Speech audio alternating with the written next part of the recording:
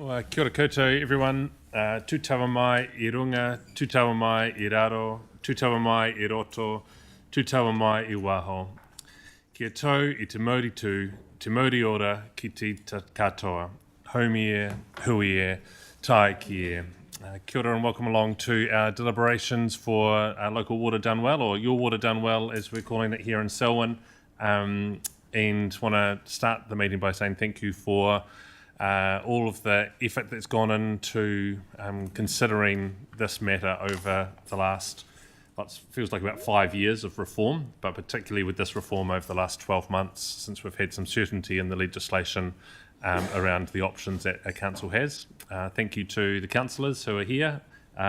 We have a full contingent of councillors. Thank you to the work that you have put in to understand the changes that are required for us and for the considerations that we need to bring to today's discussion, and for all the questions that you've asked, to be inquisitive about this and come to these meetings with a mind that's wanting to make the best decisions for Selwyn District. I want to say thanks to Sharon and the team here at Selwyn District Council for all the effort and expertise that you've brought to this topic, and the report today I think really highlights the depth and breadth of that expertise. We've made sure today that for the governors there is the ability to look back over time at the decisions that have led us to this point in decision making, all of the steps that have gone into that, and Sharon, it's credit to you and the expertise in the organisation. I want to say thank you to our partners who sit either alongside government or alongside us in supporting councils around the country to make these decisions, and today we've got a few of those joining us online. So PwC will be joining us, and Taumata Arawai will also be connecting in online to bring their support into today's discussion. And I want to say thank you to the public who have engaged in this process to share their views with us as well. As we kick in, the structure for today's deliberations will be let's work our way back through the data, let's understand the reasons, let's think about the advice, and then we will have some time to work through the analysis of the decisions that we've got to make. So Sharon, I'll hand to you and you can lead us off this morning. Thank you. Thank you, Sam, and you've stolen most of my thunder. So, what we're planning to do today is initially to take you through a presentation. And as Sam has said, so we've got Alan Pragnell, who is the CEO from Taumata Arawai. We have Natalie McClue from PwC, who has been an early part of this journey as we worked through the variety of different models and options. And we will also have Mike Wakefield from Simpson Grierson with our legal team as well, just talking about many of the legal aspects of this. So we'll probably take about an hour to take you through the slide pack, and I think it's really important. And the reason why we want to do that is we want to look at the whole of the journey, and also the drivers behind legislation, etc., that has brought us to the place that we've been today.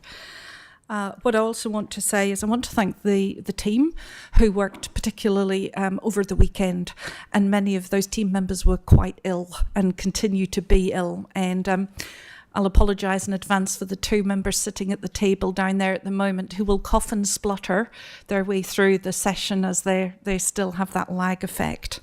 But thank you, team. You've done a sterling job, and I really appreciate that. After each of the sections, and particularly for our external speakers, we will take an opportunity to pause, because our external speakers will not stay for the whole of the deliberation. This is about providing an opportunity for you as councillors to ask Alan or Natalie or Mike any particular questions before they leave us and exit from the deliberations. So please bear that in mind as we step through this. Please take the opportunity to ask and tap into their knowledge and expertise. Without much ado, I'm going to hand over to Tim Mason, who will lead off, and Tim and I will team tag a little bit on the presentation with input from others. Thank you, Sharon and Lord Mayor, and thank you for making our apologies as well. Alison and I are both a bit unwell. We we're certainly feeling better, but we're going through some sporadic coughing fits. So apologies to council in the gallery if that happens, and it will. I'm going to start with the most exciting aspect, which is the water reform and legislation. To provide some background, I'm going to spend some time over the next couple of slides taking you back through the journey we've been on, looking specifically at the legislation timeline and how that has impacted some of the decisions you have made. Water services across New Zealand have faced significant challenges in recent times, the most notable being issues with ageing and poorly maintained infrastructure, underinvestment, and varying levels of service quality across different regions, with some leading to significant public health concerns, such as the Havelock North contamination that led to a government inquiry in 2017. Multiple governments have recognised the need for change and improvement by councils across the country. The intent to drive water reform across New Zealand has been a political feature for the past 5 years, and it is clear that the last and current governments agree the status quo is not an option. Operating in this environment of uncertainty has had significant impact on our team for the past 5 years, through the initial Three Waters reform through to where we are today. And some key messages around our journey relating to legislation I want to get across really clearly today is Selwyn District Council is moving in line with and responding to government legislation. In particular, the Local Government Water Services Preliminary Arrangements Act, enacted in September last year. This act is implicit in two things. Outlining the delivery models councils are to look at when considering how to deliver our water services. And Natalie McClue is going to speak to that in more detail later on in the presentation. And secondly, the legislative requirement to submit water service delivery plans in September, which must confirm the model we will use to deliver our water services, while ensuring that model is financially sustainable. And I'll talk to that in a bit more detail shortly. So, look a bit more about the reform. The Crown has initiated a comprehensive legislative reform agenda, which is aimed at improving the management and delivery of water services nationwide, focusing specifically on drinking water, waste and stormwater delivery. In December 23, the government announced a new direction for water services, referred to as Local Water Done Well. The framework is supported by 3 stages of legislation outlined on this slide. The first, Water Services Acts Repeal Act, passed on February 2024, repealing the previous water services legislation. And for completeness, I'll read them all out. The Water Services Entities Act 2022, the Water Services Legislation Act 2023, and the Water Services Economic Efficiency and Consumer Protection Act 2023. The second stage, Local Government Water Services Preliminary Arrangement Act 2024, which was passed in September 2024. Establishing the Local Water Done Well framework and the preliminary arrangements for the new water service system, including requirement for council to develop water service delivery plans. And finally, the Local Government Water Services Bill, introduced on the 10th of December, sets out provisions that enable the efficient and effective transfer of ownership, powers, assets, liabilities and staff to the new delivery models. Some of the key components of Local Water Done Well include fit-for-purpose service delivery models and financing tools, ensuring water services are financially sustainable, and introducing greater central government oversight, economic and quality regulation. And as previously mentioned, a key requirement of the Preliminary Arrangement Act is councils are required to develop a water service delivery plan by September 2025. The Water Service Delivery Plan is intended to be the mechanism for council to demonstrate its commitment to delivering water services that meet regulatory requirements, support growth and urban development, and the actions it will take to be financially sustainable by the 30th of June 2028. The Water Service Delivery Plan must include an implementation plan that sets out how Council will deliver the new model of arrangements for delivering water services proposed in the plan. The Water Service Delivery Plan covers information across 3 key areas: financial and asset information and the investment required, service delivery arrangements. Through the development of water service delivery plans, Council is required to provide an assessment of water infrastructure, the level of investment required, the plans for the financing and delivery through a preferred service delivery model, ring fencing of water services and revenue from other Council activities is a key feature of the Water Service Delivery Plan. And finally, each water service delivery plan must include information about, and I'm quoting directly here from the Local Government Water Services Preliminary Arrangement Act, the anticipated or proposed model or arrangements for delivering water services. And that must be submitted to the Secretary for Local Government by the 3rd of September 2025, unless an extension is granted. The short time frame between the Preliminary Act coming into force in December 24 and the date for submission of the Water Service Delivery Plans, the 3rd of September 2025, requires councils to make large and impactful decisions around the long-term future of some of its most critical infrastructure assets and operational activities. To facilitate councils meeting this compressed timeline, the Preliminary Arrangement Act also provided for councils to undertake streamlined consultation and decision-making processes. The key change was that the Preliminary Arrangement Act removed any requirement for a special consultative procedure to be undertaken under the normal Local Government Act requirements. Despite the proposals around water service delivery concerning strategic assets and significant activities that impact on levels of service. Councils were instead given a wide discretion to determine what effective consultation and engagement with the communities meant, while not imposing the requirements of a 4-week consultation, public workshops, hearings and deliberations. Selwyn District Council councillors, however, chose to undertake a process which came much closer to the engagement level of a special consultative process than the bill strictly required.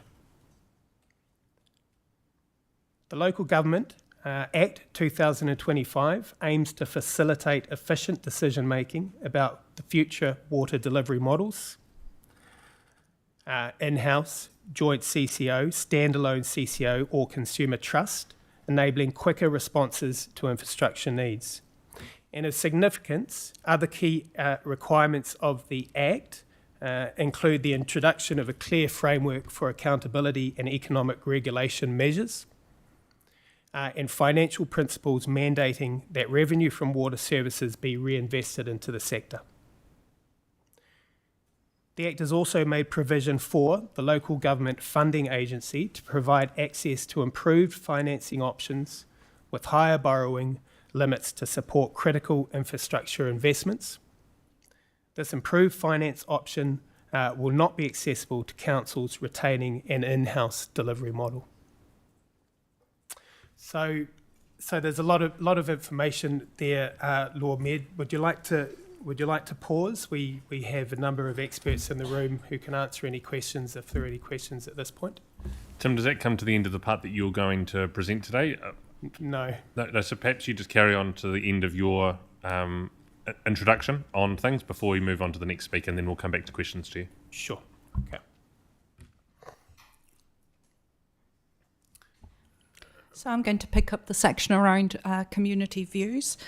And we've heard from our community through long-term plan and through the feedback through the consultation period. So what we do know is our community really view and value water as a priority, and the protection of local water sources as being very high importance to them. There is certainly a heightened sensitivity and protectiveness of local water sources throughout the Selwyn region. and residents recognise water as essential to life, and protecting those local water sources as an important priority for the region's ongoing sustainability. The primary vision for Selwyn residents over the next decade is a sustainable future. And what we've heard from residents is that they welcome the projected population growth and diversity, but prioritise retaining the core values and charms of the region. And we've heard that through many different elements of feedback across many different consultations that we've done, which includes long-term plan, the annual plan, area plans, as well as the water feedback. Key aspects of what we're hearing our community say is that they want a sustainable vision which there's self-sufficiency, enabling residents to live, work and play within Selwyn, infrastructure and amenities, emphasising services, healthcare, community spaces, and environmental and developmental sustainability. So that's managing land use, housing and green space as well. But further to this, on the topic of infrastructure, residents have been really clear about future planning for infrastructure that looks beyond a Ralston-centric view. They want to see a proactive, not reactive strategy to infrastructure that ensures that we are building now and will be able to, that what we are building now, will be suitable to support the needs of the forecasted population growth. And we'll come to this a little bit later. But the sentiment is pretty consistent with our local water consultation, particularly around maintaining local control and supporting a long-term view on water services delivery. So some of the slides that we're showing you now is around the growth, and Sam has completed this presentation, I think, to councillors before, but it is worthwhile reflecting around the fact that our growth impacts on our water story. So we're the fastest growing TA in New Zealand, and this means that we need to think intergenerationally and connect to our future Selwyn strategy. We've got a diverse population, and the population size means that infrastructure and services must be tailored to meet the varying needs of our community. We know we stretch from the mountains to the sea, and we have urban and rural communities. The challenge, I think, for moving forward will be ensuring that Selwyn's growth is supported by the necessary infrastructure and services to meet demands. And again, that means thinking primarily around intergenerational approach, which is very much the theme of our future Selwyn, and looking to the future and the aspirations for the next 30 to 50 years. And as you can see from this slide, the dark red areas show the areas of significant growth. And I think it would be fair to say that Selwyn has been in dark red for quite a period of years, and we do not see that changing in the foreseeable future.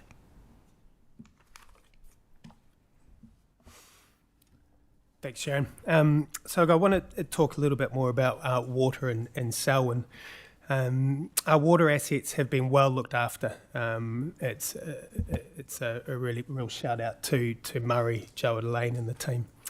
The council currently manages water services through a combination of in-house teams and external contractors, and is responsible for delivering safe, reliable and accessible infrastructure and services for our communities. 81% of residential properties in Waikirikiri Selwyn are serviced with water across 26 water supply schemes, and 68% of residential properties are serviced by the council's wastewater systems. Selwyn residents are high users of water, using on average 335 litres per person a day in the 23-24 year. And the council spends approximately $95 million annually on water services. Over the course of the long-term plan, 82% of the council's capital spending is budgeted for essential infrastructure, which includes water. All council supplies are metered and properties pay by use. This is funded through charging a targeted rate for water services, depending on the type of property and its need. Residential, commercial, rural and urban properties are charged differently. Wastewater carries an annual charge for residential users, and industry users have a separate rate. high users operate under the individual trade waste agreements. And drinking water is charged at a base rate with a volumetric metered charge for urban supply and a per unit rate for rural properties. Stormwater is charged at an annual rate for properties within Waikirikiri, Selwyn townships.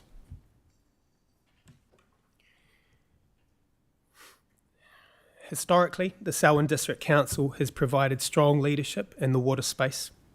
This started back in 2015 when Council resolved to harmonise its urban water and wastewater rates. The purpose of this was to ensure that water services were affordable for all of its communities. When one of our residents connected to the community supply turns on their tap or flushes their toilet, they should pay the same cost regardless of what scheme they are on. The decision was followed by harmonising the rural water rates in 2016 and in 2017 the harmonisation of stormwater rates. Other big decisions Council has made over the years include the introduction of volumetric charging on all on-demand schemes. And Selwyn District Council was one of the first to treat all water supplies with UV and one of the first to treat for viral inactivation, which has been implemented on 3 supplies, being Rakaya Huts, Jowers Road and the Southbridge scheme. Of national significance, Council was the first to achieve a chlorine exemption for the Rakaya Huts water supply, and we have also been proactively rationalising our water supplies, reducing the total number from over 30 down to the 26 water we have today. In regard to wastewater, Council made the bold decision to connect Darfield, Kerwee and the Ellesmere scheme to the Pines wastewater treatment plant, and this provides one high-quality, efficient and well-run centralised water treatment plant for our communities.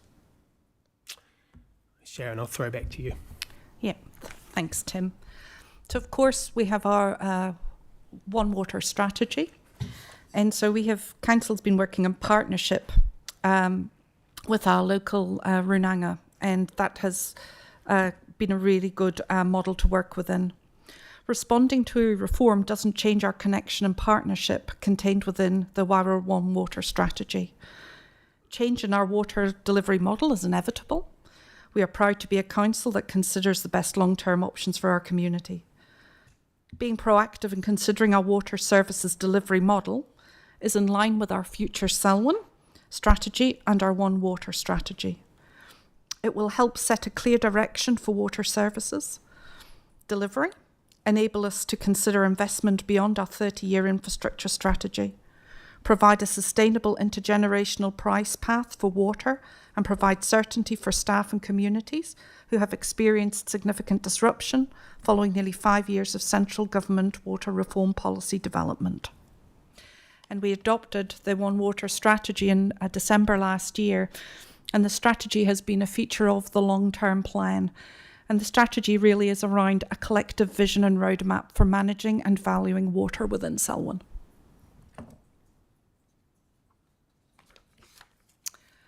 Now, what I would like to do is to welcome Alan Pragnell, who is the CEO of Tamata RFI. Alan, can you hear and see us? I can. I've been listening in. Thanks very much. Can you hear me? Yeah, look, thanks, Alan. I'm going to hand over to you. And Alan, once you have finished your slides, we will take a pause and allow an opportunity for councillors to ask questions. Right. I'll just introduce and recently ex-mayor Tim Cadogan here. So Tim's finished up in Central Otago late last year and joined our organisation to help us support the engagement with local government in particular over the next year or so as you work through your options and also as we embed a new regulatory system. So it's been great having Tim here and also sharing some of the load, I guess, on getting out and about. I haven't got too many slides. I thought I'll cut to the chase really. So for us, we were stood up primarily as the country's drinking water regulator. Council supply about 85% of the country's drinking water supplies to communities, and I see Selwyn at 81, it's around about on average with that coverage as well. We have since had other functions added in to the organisation, and some are proposed in the legislation that's currently in front of Select Committee. So we have the ability to set wastewater and stormwater national standards. So they have effect through the RMA consenting process, and I'll talk about the wastewater standards part of that shortly. And we're also picking up a few functions that perhaps are functions that can be performed to the benefit of suppliers and communities across the country by virtue of having a national remit, if you like. So national engineering standards potentially, and the infrastructure design solutions. So look, for Selwyn, you've had an overview of what state your water services are in. From our point of view as regulator, you're in a tidy position. What our expectation in this early stage was, and focus was, to get on top of the country's drinking water supplies and make sure they all had those basic protections, treatment and protozoa barriers in place and operating by the end, most of them by the end of last year, and a handful who have deeper water wells that they're drawing from by the end of this year. So we're on track with that. You're in a good position already, and across the rest of the country, we've got nearly 300,000 water supplies are providing safer water now through those barriers, and the other half, as I say, should be done within the next few months. We have noticed, though, that even though we're on track to have everyone reporting that they've got treatment and protozoa barriers in place, we're still getting E. coli notifications from parts of the country that in theory have those installed. So what that suggests is we've got a bit of work to do just going back and checking that the kit installed and operating is actually functioning properly. It's not a widespread thing, but it is noticeable across parts of the country. The next, if I pop to the next slide. So largely drinking water tick. What I will say though, and this will vary according to land size, so probably even more so in Selwyn's case, the money is not really in the treatment plants, although they are big capital cost items when you come to get a consent or upgrade or build one. 80% of the asset on average sits in the reticulation network, hidden largely underground. And so when you're weighing up your options and what to do about it, and you're looking at your assets, my advice to you as elected members is to ask the questions of your staff about what do we know about the condition of our reticulation networks and our pipes, drinking water, wastewater, and to the extent you have them, stormwater. Are we confident that we know what condition they're in, or are we not? What condition are they in? Are we keeping up with renewals? Have we been funding depreciation? And if we have we done a Wellington City and gone and built a convention centre with it, or have we done something else? So those are just good governance questions for you to make sure that you've got the information that you need to make the decision that's coming up around the corner for you. The most of that area will be the domain of the Commerce Commission as it comes on board in terms of asset condition and sufficiency of investment. But it's part of the picture for us, because we know that if water is leaking out of ageing pipes, stuff can get in. And so the next point, if I go to the next slide. So we have recently issued the country's first set of national draft national wastewater standards. So the bill that's in front of the House at the moment with Select Committee is proposing to strengthen, I guess, and in some ways simplify the national standards. They will propose to have effect as a standard, so no longer a minimum standard or the floor of a house, if you like. We've been tasked with building the whole house into the standard. What you'll have that available for consultation. A quick flyover of it. We have issued 4 draft standards. So a lot of the attention will be on discharge to water, which is the diagram you can see in front of you, which provides for different levels of sensitivity, I guess, of the water environment, and therefore different treatment requirements we're proposing, going from open ocean with the lowest treatment requirements right through to a lake with its still water and other characteristics. But we've also got a standard proposed for discharge to land, a standard around the consenting, monitoring and reporting on overflows. So half of the country does consent for overflows, and half of the country doesn't because they don't like them, and we pretend it doesn't happen, and then we don't monitor or report on them, and it's sort of driven underground, if you like. Overflows are a necessary part of operating a wastewater network. If they get overrun or inundated, the pressure has to go somewhere. We're proposing that that effectively operators identify where those overflow points are, and they manage them and report on them. So the consultation on that's open to the 23rd, I think, of April, probably for you as you work through your options, having a look at where you are with your current consents. This process here would effectively replace the sometimes years it takes to get a resource consent application processed by your regional council. Most of the considerations are done through the national standard. There will still be some elements that a regional council might look at in terms of odour or some other effects of it, but effectively this would replace that and strip out the costs of lots of the cost of consenting. And then the other benefits are the ability to standardise the infrastructure at the other end of it. So we've got 322 treatment plants councils operating at the moment across the country. Half of those service small towns, so populations of 1,000 or fewer people. That's half our plants. So we are looking to not intervene, but accelerate, I guess, the standardisation of infrastructure for those small towns and plants, given just how big a proportion they are for the country. So we'll be looking to test what's out there in the market at the moment, and then, if necessary, support the accelerated development of off-the-shelf modular designs that meet the performance requirements for those plants under here. So we will be taking feedback right through the end of April, and subject to the legislation being enacted around July, August, those standards will go live about August.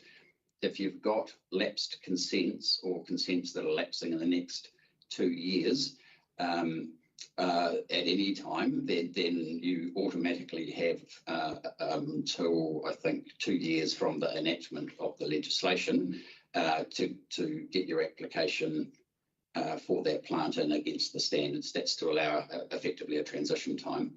So I think there will be significant efficiencies and probably cost savings for communities and operators as a result of this, but it will take a bit of time to adjust to the new approach for everyone. So if I go to the last slide,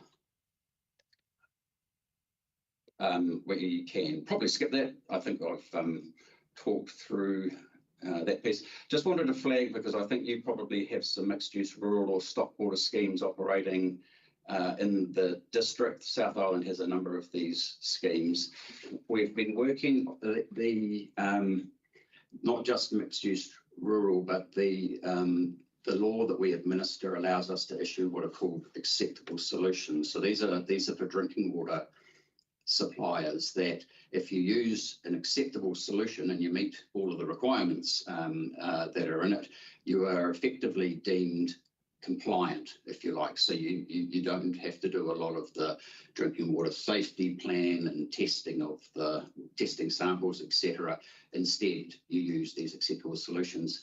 They are all at the moment, they are all based on what we call endpoint treatment systems. So units that are attached to a dwelling, but like a gas Renai system, if you like, and they do the treatment of raw water, sometimes treated water, at the point of the household, so that it's safe to drink and use for other household purposes, but not all the bulk water has to be treated, if you like. So if the primary use is stock, then you can save a lot of costs on it. We've discovered that our early versions of the acceptable solutions were not being taken up. There wasn't much visibility of it, and a lot of confusion, and also some of the settings we had in them probably weren't right. So we've done quite a lot of work with the sector, rural sector in particular, small suppliers over the last few months, and we are 3 or 4 weeks away, I think, from consulting on some quite significant changes to all of these acceptable solutions. We're going to wrap them into one acceptable solution with, and we're adding surface water takes into the acceptable solution at the moment because they're an exclusion. So what that might mean is New Zealand has a heap of small water supplies. Council will operate a number of them.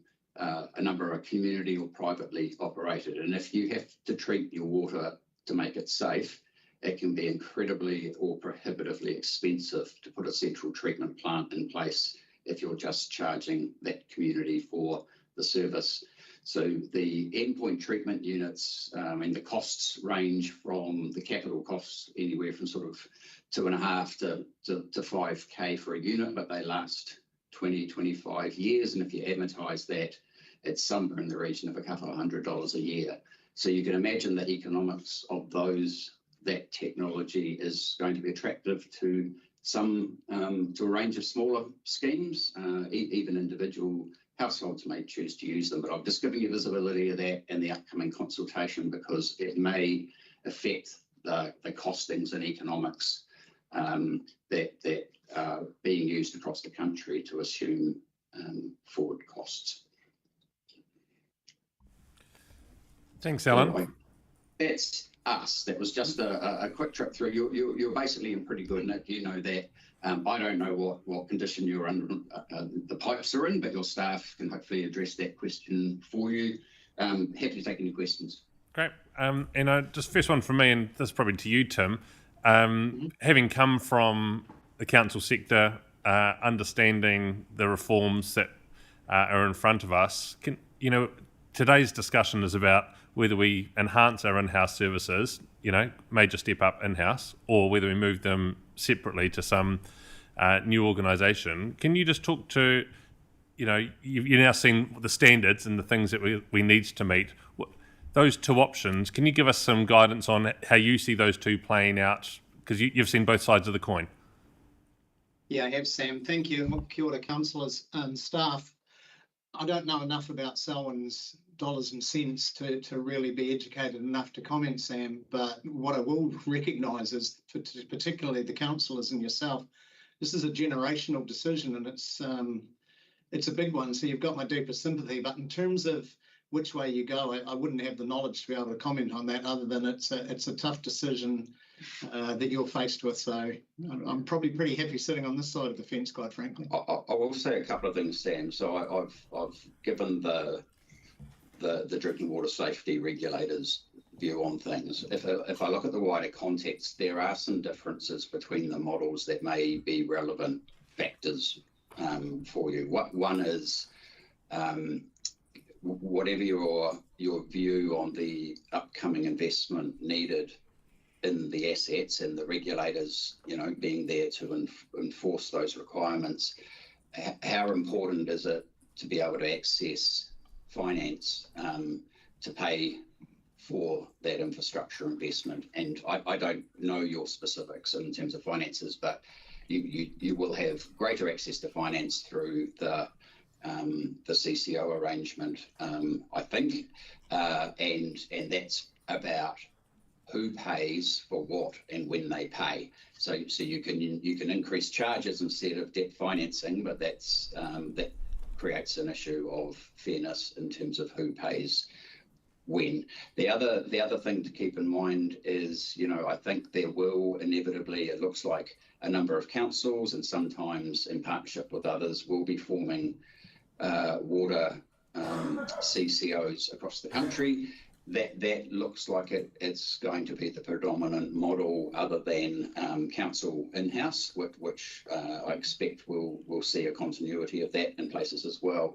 So if you look to the future and the evolution of the sector, you would want to be thinking about if and when the time comes where your neighbours are talking with you or whatever, what kind of setup best places you for those conversations do you want, and for councillors, you'll always have the ownership and governance responsibility, whatever model you're going with. Being a smart owner of an entity, I know because I'm a Crown entity and I've been on the other side of the business monitoring Crown entities, it takes a while to understand how to control, influence and support an entity. And so, getting a bit of experience in that, you'll have that with other CCOs, no doubt, as well. But I think water is going to be a different type of business. So those are just some factors I'd be thinking about, Sam.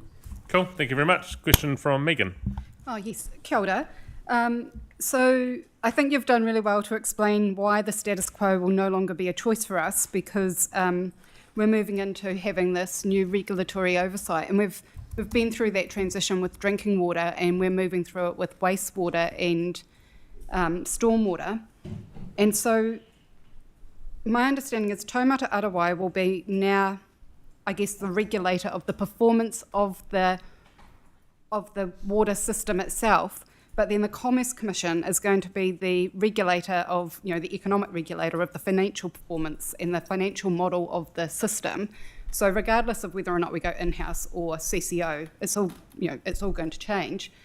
And what I'm left with is trying to understand, given that we're going to have Taumata Arawai doing the performance standard, or the system performance standard, and Commerce Commission doing the regulatory oversight for economics, how do you two work together? Because one cannot operate without the other. Are we kind of the conduit in the middle here of the conversation? Good question. I mean, the way I often communicate the two roles is we regulate what comes out of the pipe and what goes into it, if you like. So the drinking water quality and safety and the wastewater discharge, we regulate the water bit coming out of the pipe. Commerce Commission regulates the pipe itself, the infrastructure itself. Are you looking after the asset? So because they haven't stood up and gone live yet, there's probably not much visibility of the work that we're doing behind the scenes to address your question of how do you coordinate the regulators. And we've been working certainly ever since I was here, the two chairs meet regularly and the staff are working on a number of things. I can probably talk to two or three of them that I think are really relevant. One, all the information you have to give to the regulators. So from your point of view, if I was in your shoes, I'd want to give it to one place once.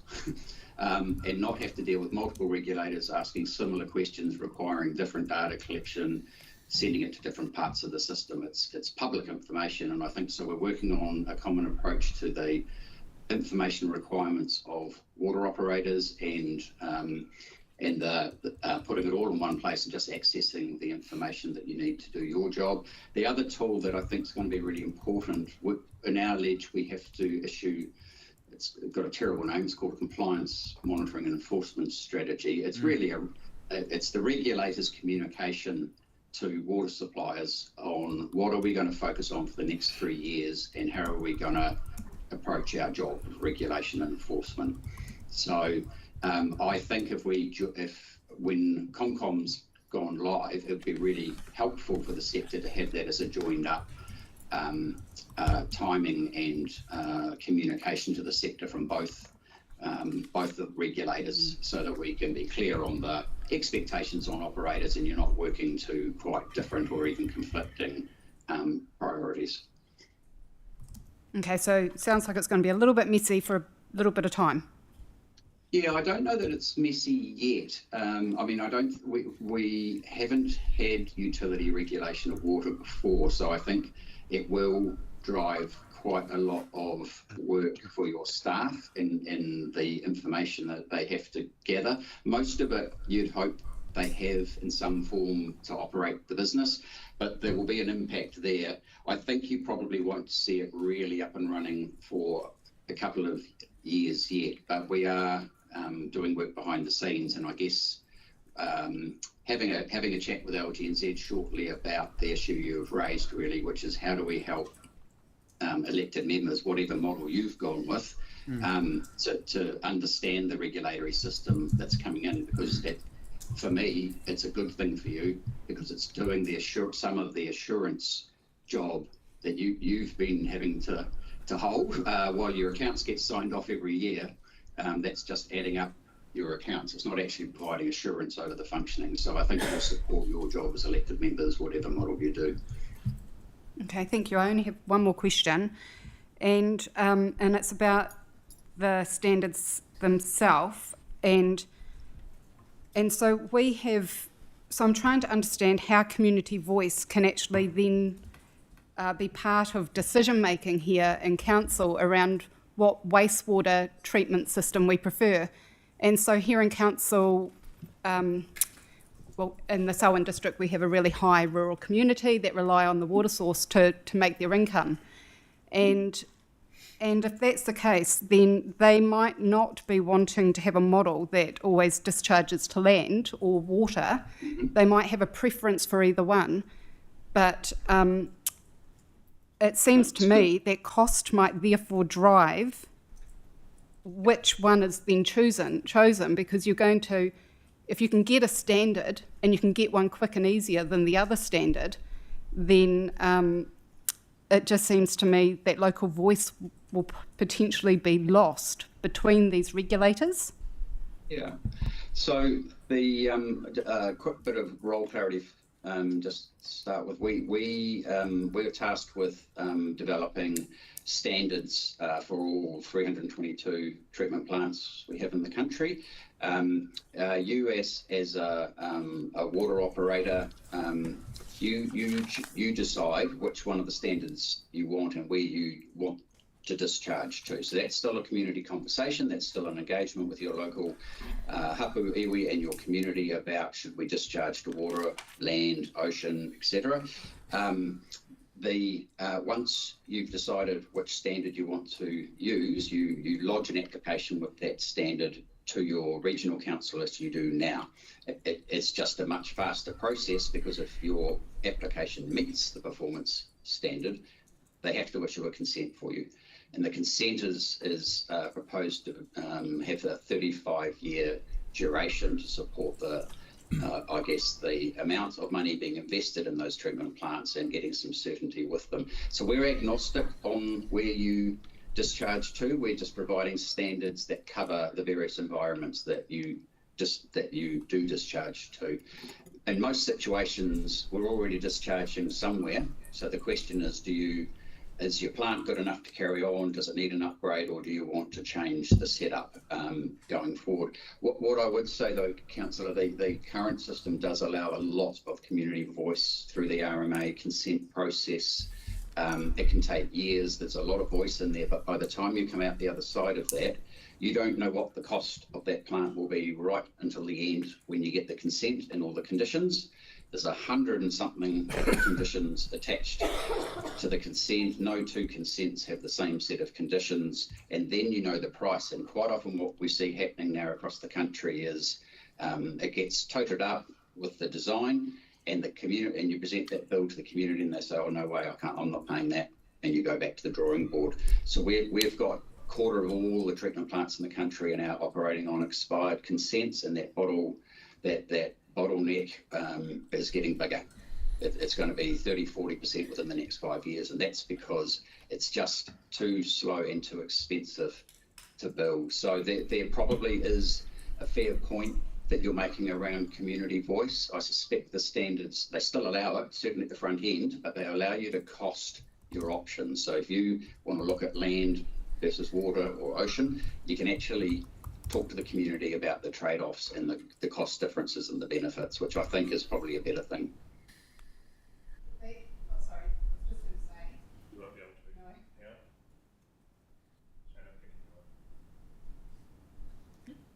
Sorry, all I was going to say is that that actually was a really helpful answer for me, because I really did think that we're going to be losing community voice through, particularly when you put that with the changes to the RMA. But what you've really articulated is it's front-loaded.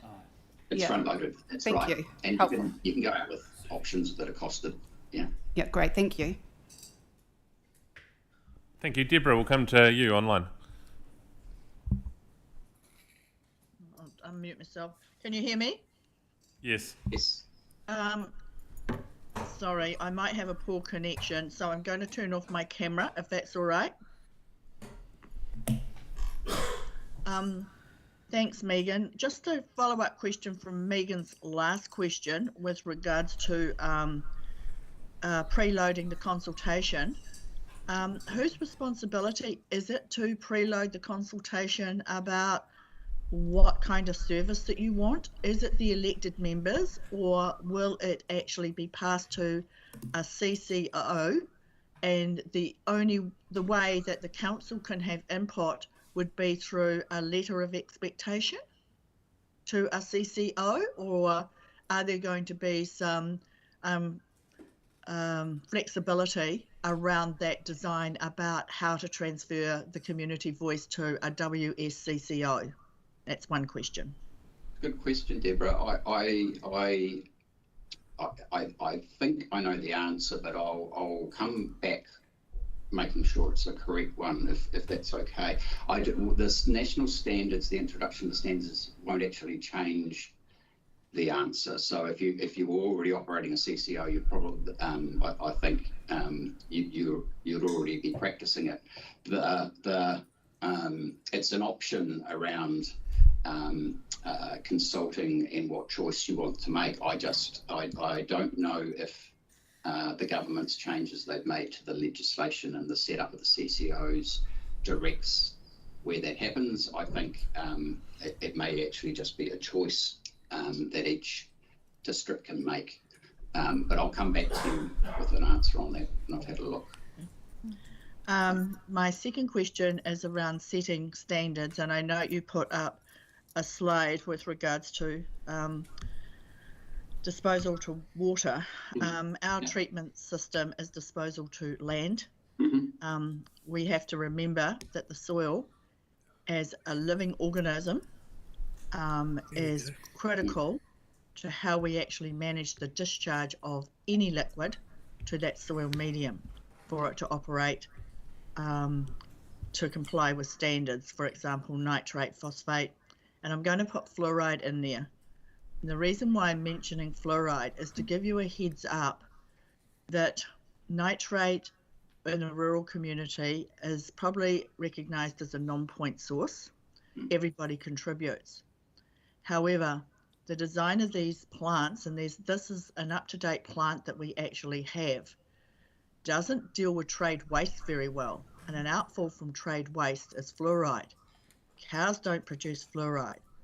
So many people in the community are actually monitoring fluoride to actually ascertain the suitability of the availability of land to actually, accommodate the amount of liquid. And I'm calling it liquid because you've just mentioned about pipes and leakage. When leakage comes into a sewage system, that gives an extra volume of water that has to be treated and probably discharged onto the land. Have you any thoughts around that particular design treatment?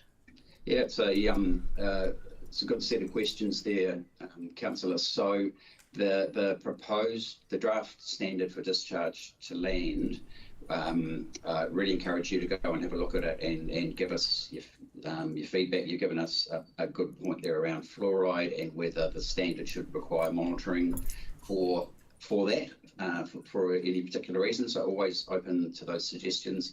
What we've done with the draft standard is probably the first of its kind across the globe. So almost every other country uses national standards. So I'm confident they can work, but they don't tend to have a standard around land. So what we've done is suggest the first stage is to identify the land that you might discharge to and do an assessment of the land. And that's your point about the soils and the ability of the land to handle it.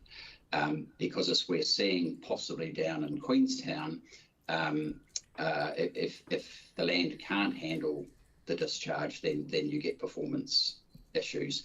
And it's you do that right up front, so you haven't spent a whole lot of money either buying the land or doing a whole lot of design work, and you can rule it in or out from there. After that assessment, you're either carrying on and you categorise the land into one of 4 types, and then the standard will take you to what your treatment requirements are for that type of land. So we have given some thought, really open to people having a look at it and suggesting changes or whether it's appropriate or not. I think your staff will also probably want to have a look at that and check how your current operations stack up against that draft standard if you do have consents that are going to lapse in the near term. Thank you. Experience would tell me that when you go to land, every 10 hectares of land that you're currently utilising for growth, you must plan to add that 10 hectares on at the other end as well. You don't wait until you're near capacity in a situation and then try and realise you've got no plan B. So, Deborah, if I could really, just really interrupt, important. sorry, if we could just keep the line of questioning along the lines of the decision and the deliberations that we've got today. So, Sam, my last question is around endpoint source units or in treatment systems. Yeah. Under the current legislation, isn't it a population of 25 and under that is not caught by treatment? No, so the proposal in the bill that's currently in the House is to remove drinking water supplies that serve fewer than 25 people from the regulated regime. It's basically carving them out and saying they're sufficiently small, and there are other likely characteristics of those supplies that mean we're proposing to carve it out from the government. No, the treatment units, the ones you attach to the side of your house, at the moment we've got a maximum of 500 people on the supply before, so you can use it for any supply up to 500 people. After that, at the moment you can't, and the logic for that is around some of the shortcomings, I guess, of endpoint treatment in managing contamination incidents or types. So it treats for protozoa and it treats for bacterial contamination, but it won't deal with chemical issues, which most water supplies don't have. But if you get a chemical problem in your source water, you are going to have to find a way to address it. And so those are some of the reasons we've put some limits on things, but there are a heck of a lot of water supplies in New Zealand that serve fewer than 500 people, and the economic difference between using this approach versus central treatment is really significant for many of them. Okay, thank you. Thank you. And talking to the regulator is really interesting because there's a lot in here that affects a lot of what we do. But if I could just remind us all, if we could keep our conversation with our external presenters on the topic of the deliberations that we have in front of us today. Shorter, Phil, come to you. Yeah, can you hear me all right? Yep. Can you hear me? Yep. Yes. Yep. Okay, good. Hey, you made a comment about looking at our water services, that they were okay. That's great feedback. We are experiencing exceptional growth. What are your thoughts on our readiness for the future, and what sort of things do you think we should be focusing on as we grow? Yeah, it's an excellent question, because I mean, I'm commenting simply on the quality and safety of the water you're supplying to your current customers and communities, and that looks good from the data that we have. high growth. It's a well-known story for Selwyn. It was already underway prior to the earthquakes, and it's accelerated since. And look, I think there's some. If I look at growth, I would think of access to finance, because you're looking at some capital costs to build infrastructure before the customer starts paying. And they're a new customer that's going to come into the pool, which is a good thing, but it takes a while for that to balance out. That goes to debt and access to finance. I would be thinking about capability. The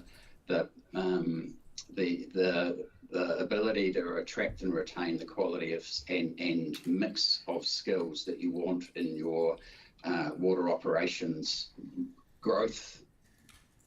Thinking about growth and designing around that stuff and collaborating with developers, etc. There are different skills in operating a treatment plant, and there are different skills, etc., than something else. So I'd be thinking about that aspect to the extent that you think it's relevant. What might a board or CCO type setup bring for either of those, the skills and capability side that versus elected members, if you like, and you'll have to answer that yourself. But those are some of the things that I would be thinking about. And then if your growth is starting to nudge up against another district, that brings a different part of the conversation potentially in as well. How you, like Western Bay, Plenty and Tauranga have been, their urban growth is right along the boundary, isn't it? So that may not be an issue for you, but that would be another factor for some.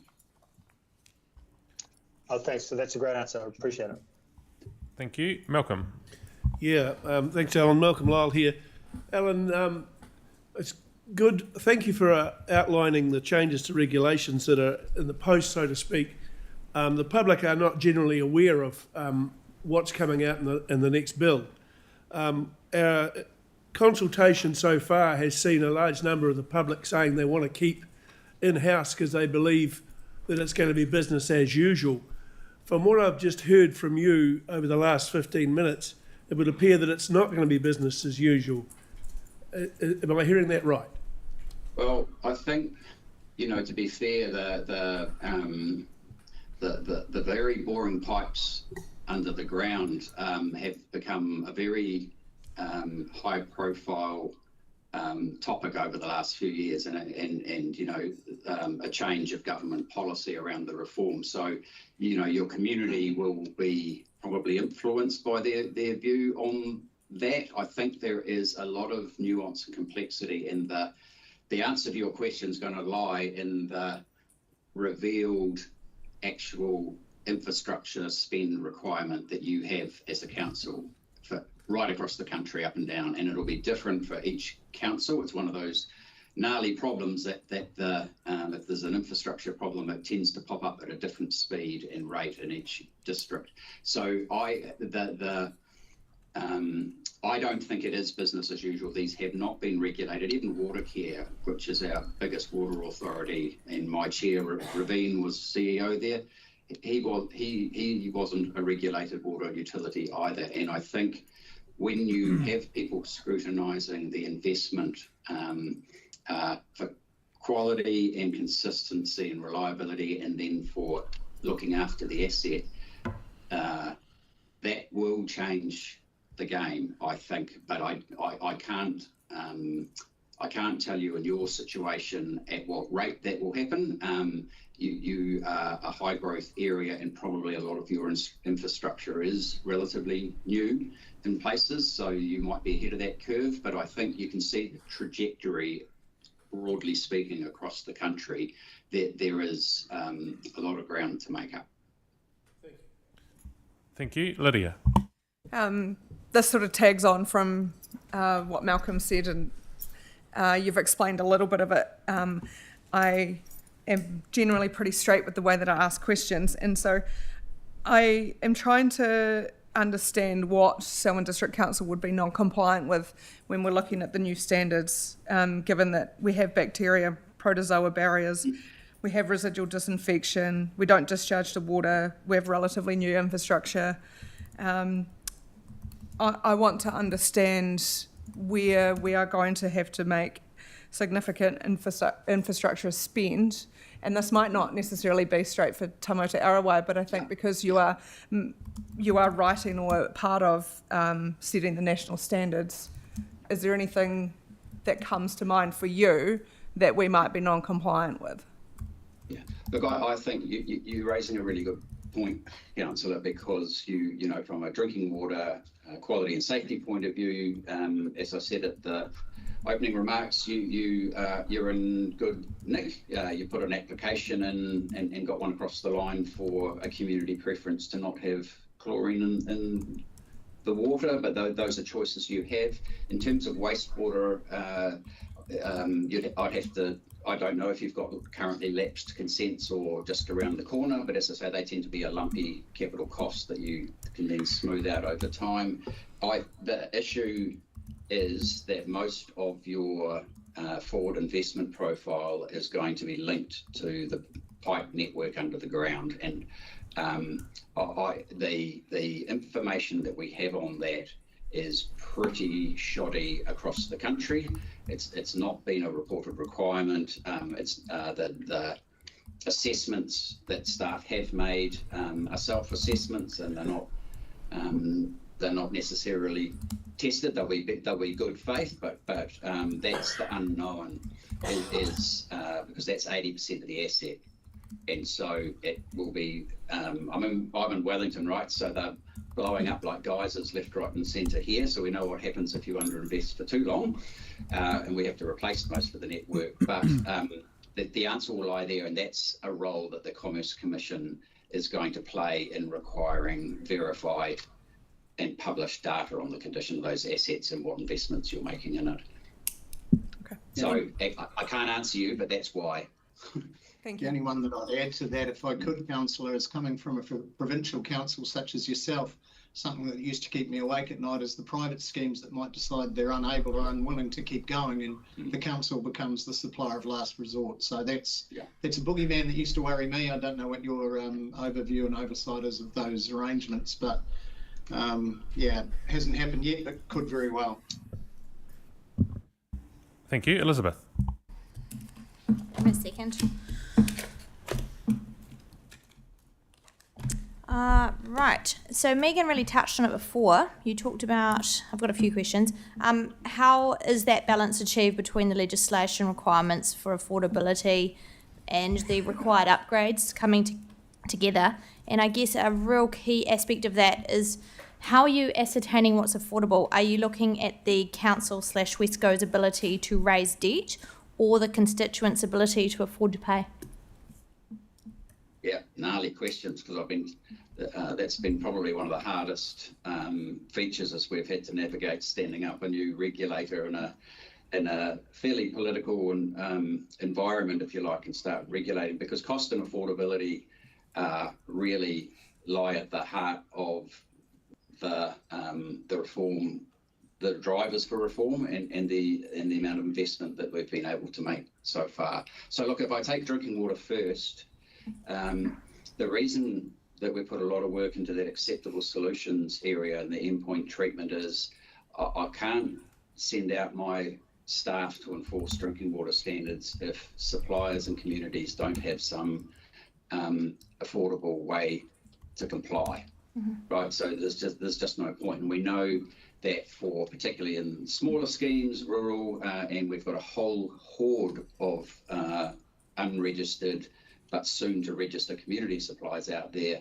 So I've put the effort into finding a reasonably affordable treatment solution on drinking water before we can enforce that part of the system. Councils are different. Generally, for your bigger supplies, the central treatment is a fundamental requirement, and you're all operating those already. With wastewater, it's what we've actually been doing for the last 10 or 20 years is quietly deciding that we would rather not pay to meet modern practices or treatment or community preferences, iwi preferences in wastewater, and we are letting consents lapse. We are breaching our current consent conditions, and very little enforcement consequences are following. So we've got a system that's quietly underperforming and impacting the environment with increasingly aging technology. So the standards that we have produced, they are very deliberately intended to hit, I hope, a sweet spot on a curve that says we need to treat our wastewater for public health and environmental reasons. And as we invest, we get a good return for those benefits. But actually, at a certain point, you start throwing good money after bad, and you're getting marginal extra benefit for the environmental public health for a lot of extra money, and we've got to not do that. So if we don't hit what's deemed affordable with those standards, we will have a continuation of what we've got now. But I think this is an opportunity to break through that. We will be upgrading damn near half of the country's wastewater treatment infrastructure over the next decade, and with the RM changes, there will probably be a change in enforcement and monitoring practices, because we'll only have a small handful of conditions. They will all be the same across the country, and so I would expect consistent enforcement of those. So look, you've got to have a way to comply that's affordable. That's a subjective term, but I guess I would say for public water supplies, it's long been deemed a bottom line to have water that doesn't make people sick, and so it is affordable. The cost, as I say, is going to come down for drinking water more to the pipes than it is the treatment plant. Okay, thank you for that. I guess we've just seen in the consultation document a massive increase for the ratepayers for us, and we've got pensioners that are already struggling and pushed at max to be able to pay. So I guess I totally hear your point, but I just want to quantify when you are ascertaining using the word affordability, are we looking at what constituents can actually afford to pay, or are we looking at what we can afford to loan? Yeah, so look, at the moment, we, cost, affordability, doability are all factors that we look at for a specific supply that isn't complying. With the bill that's in front of the House is looking to sharpen up the statutory requirements around affordability and cost effectiveness, if you like. So we're currently looking at the question you're asking me, which is, what approach, what formula are we going to use to actually implement that kind of approach? So it's always going to be coming down to a balance between safety, quality, and the judgment around affordability. Generally speaking, the amount of money that people pay for a water supply has been similar-ish to an electricity bill. In fact, generally it's been cheaper, but I think, I sympathise, because I've now got a 5-figure rates bill from my Wellington City Council, driven around water. I think what we've tended to find is there are small supplies. For example, if I look at the endpoint treatment, where it's $20,000 per household to upgrade using a central treatment plant, and we're saying that is uneconomic, and before it's even unaffordable, it's uneconomic when you compare it with, say, $3,000 a household for a treatment unit. So probably more that kind of comparison and practice. We're not looking at each household's income. We can't probably do that. Oh, you've weighed up the same thing when you went district-wide as a council, and it will have been because of equity and affordability reasons from charging scheme by scheme. Thank you, Alan. Yep, Elizabeth, great. you had another question? I've got a few, yep. So on that note, you've got a compliance team. So how does it look for a community that don't have the funds to do the upgrades in the required time? What's the process that's going to happen via the compliance? So I mentioned earlier this compliance monitoring enforcement strategy. We have to issue one at least every 3 years, and that's due by June this year. So keep an eye out, because that's how we communicate the answer, I guess, to your question. What are we focusing on? Which supplies, and how are we going to work with you? What I've asked our team to do is focus on the highest risk, and that is the public water supplies, 85% of the country, and getting those basic treatment barriers in place. If we do that, the most known and predictable contaminants to hit a water supply are sorted. And after that, it's kind of case by case. And the approach is, look, we go and talk with the supplier, we listen to their circumstances and what they can do, and if we can come up with a plan and a time frame that is that looks good, when you look at the risk and the affordability issue and they stick to it, we'll be good. If someone's not interested in complying or is being highly unhelpful, we might take a different approach. And we've done that on the multi-barrier approach, Councillor. There's 3 or 4 councils that are struggling to implement it for various reasons, and so long as we get down and can construct a plan to get there and they stick to it, we'll be good. Okay. Our communities here have expressed a deep desire to have chlorine exemptions given. Obviously, the previous Te Matua Arawai, I think he was the CE, we ran the course. We weren't able to acquire that, and that probably also goes for other things such as fluoride. Are we in a position now with the changes in the water standards to reevaluate and possibly be able to obtain water chlorination exemptions? Sorry, Elizabeth, that question is not related to whether we pick either of these two options. So it relates to both. Not if we just have our questions related to the options that are in front of us for deliberations around WSCCO or in-house. Right, okay. The infrastructure spend required, is that set by the Commerce Commission, you guys, or the council / Wesco? So the indications are the Commerce Commission will initially focus on information disclosure so that there's a transparency around the condition of your asset and your forward investment predictions from either from the council or from your CCO, depending on which path you go down. We set standards that will allow your organisation to cost any upgrades required to meet those standards, and the national standards on wastewater are going to help that enormously, because right now you cannot cost a future resource consent that you don't yet have. But there will still be a strong element of the network operator coming up with the forward cost profile based on some clearer standards and enforcement of them, but it will still be put together by the local operator. The question is whether the Commerce Commission moves on from information disclosure only and starts to regulate whether that forward investment is sufficiently effective and also efficient. So that's what they're doing with Watercare under the Charter. They're looking at capping the revenue that Watercare can have and making sure they deliver everything they need to deliver within it. That's a level of utility regulation that at the moment is not on the cards, but it may well come for others.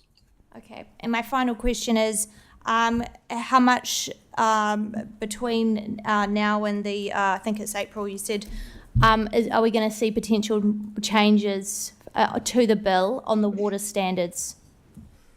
On the drinking water standards, I think it's highly unlikely that you'll see any change. I mean, most of those standards really reflect World Health Organization settings and then any particular contaminant risks that we have that are unique to New Zealand or unusual here. So they don't change very often. What's changing in the bill is some suppliers may no longer be regulated. Some community suppliers who had to register soon get a little bit longer, that kind of thing. But the standards, and certainly for you as a council, I don't expect legislation will change that requirement. It will materially change the wastewater standards in the way that I've described, and hopefully that makes it clearer for you and less costly. Final thing, this one's really important. Final thing, you've supplied up to 500 people. You've got building or groups of buildings. Can you just give me some indication of what building means? Yeah, so we've got about 400. We've got 2,000. No, sorry, I'm just going to stop. That relates to either option that we choose, not related to the decision that we're making today. So if we could, Alan, we'll get that answer from you. Think of schools with lots of buildings on it. Okay. Yeah. Thank you. Shane. Kia ora, Sam, quickly, me te whare atu nei tēnā koe, e hoa mā, tēnā rā tātou katoa. Thanks, Alan. I appreciate your national view. Selwyn is lucky at this point. We're young, and our infrastructure is young for the moment, but it's our role, I guess, as governors to think 25 to 100 years ahead.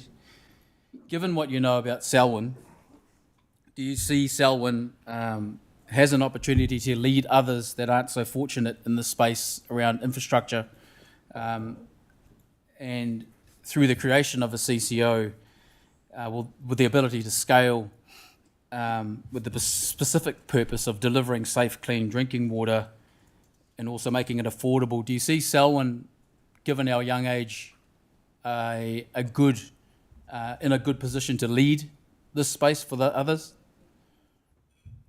Tēnā koe, and thank you for the question. I mean, there's a bit of a tussle for leadership in your neighbourhood, isn't there? So, look, I think I'm really pleased to see your council leading out on the thinking and the option and the consultation you've done and the question. It is fantastic to see, both from a democratic point of view, but also that you are getting on top of it and asking the questions you should.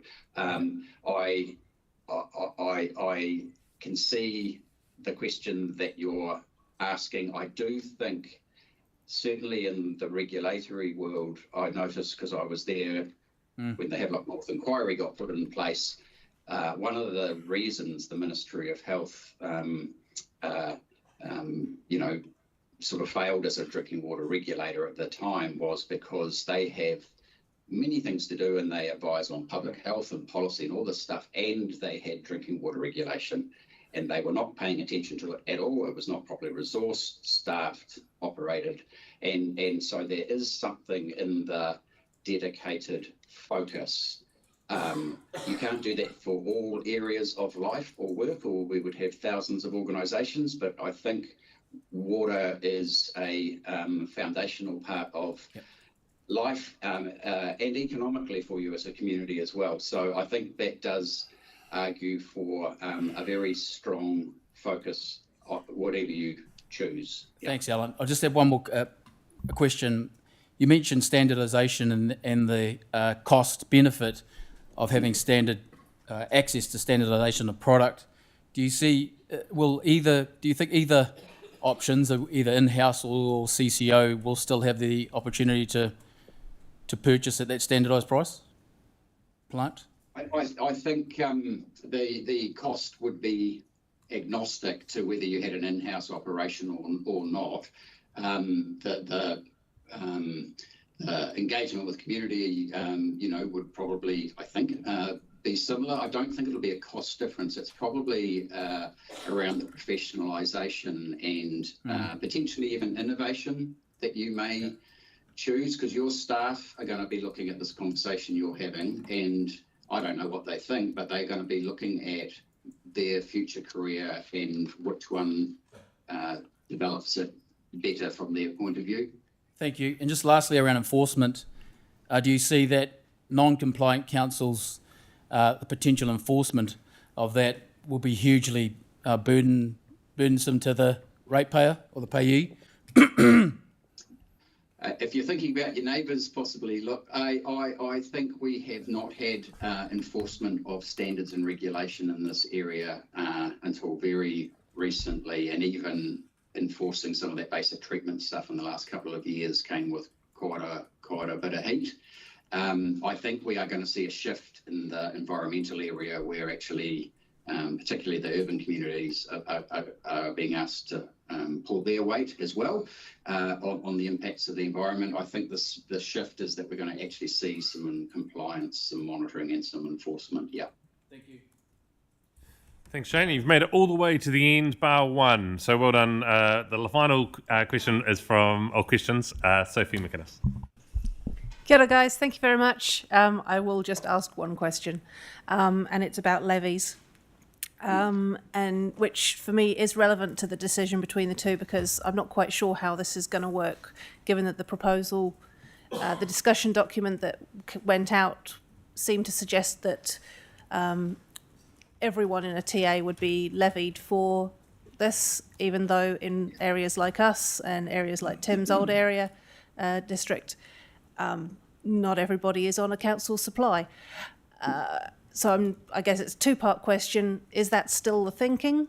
And also, what does that mean? Like, are we going to be all are those of us on urban areas going to be paying extra for people who aren't on supplies and have no intention of ever joining an urban supply? Or are we supposed to be working, is this to do with enforcement, and how is a TA or a WSCCO expected to be involved in that? Thanks.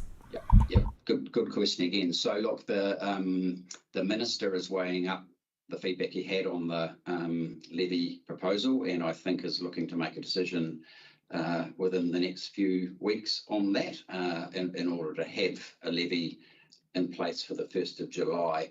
I'll clarify the logic, if you like, of the proposal. So the proposal was suggesting that local authorities pay a levy on the basis of the whole population of your district. And the logic for that is that everyone drinks water from somewhere. So it's not councils as a water supplier at that point, it's councils as a proxy for the people who drink water in your community. You're collecting it on their behalf.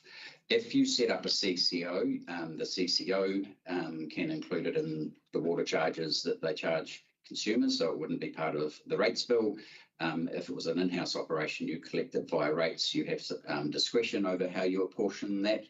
You may decide that you're only going to charge those that you supply water to, or you can charge across the district. That was the proposal, because a lot of what we do, yes, it's working with US councils, but we also provide national reporting. We look at the science, emerging science around contaminants, and that does benefit people, even those who are on their own private supplies and other. And likewise, the wastewater standards, that's a collective benefit for communities and the environment rather than individual consumers. If you step back, it's a lot of science and it really is art, because as I say, all New Zealanders drink water from somewhere. So there are a range of options for how you levy that activity. Thank you. Thank you, Alan and Tim, for being with us and answering those questions. It really does help us gain some perspective on the standards and the work that you guys are doing around being our regulator. I'm not expecting you're going to listen into the rest of our conversation, so we'll see ka kite, and thank you for zooming in.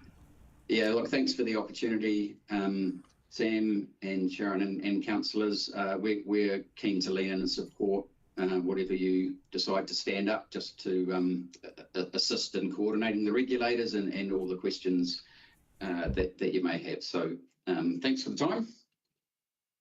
Good luck. Yes, good luck. Thank you. Councillors, just looking at the use of our time now, and just to allow some of our external presenters to continue to be with us. Mike Wakefield and the team will present after lunch, so we don't need to have waiting for, is that going to happen soon or not? I think the next set of presenters is from PwC, and so we'll run through their presentation and the set of questions before we break for lunch. That might take us past 12:30, just based on the amount of good conversation that there was there. So if I could just have a mover and seconder, should that be the case, we move past the 2-hour mark for our meeting without needing a break. Moved Shane, seconded Malcolm. Any discussion on that? All those in favour say aye. Anyone against? Declare it carried. Thank you, and we'll carry on with the presentation. Thanks, Sam. We'll just move on to the next slide. That's really just to outline the decision making that STC and UN governors have agreed to go through. So in terms of, we held a number of workshops. Natalie's going to just provide that refresher of the work that was done. We brought a paper through to Council on the 13th of November, in which Council resolved to investigate the setting up of a CCO and the establishment of an interim or chair. So that's just a reminder there. And Natalie, thank you for your patience. I'm going to hand over to you now to take us through. Thank you, Sharon. Tēnā koutou katoa. Can you all hear me okay? You sound a bit bubbly, actually, Natalie. Could you turn your volume up a bit?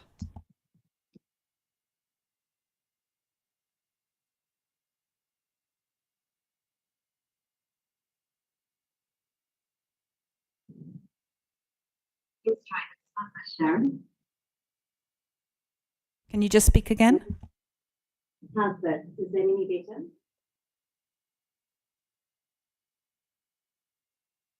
No better? That's better, thank you. Okay. Please shout if you can't hear me for any reason. Thank you for your time.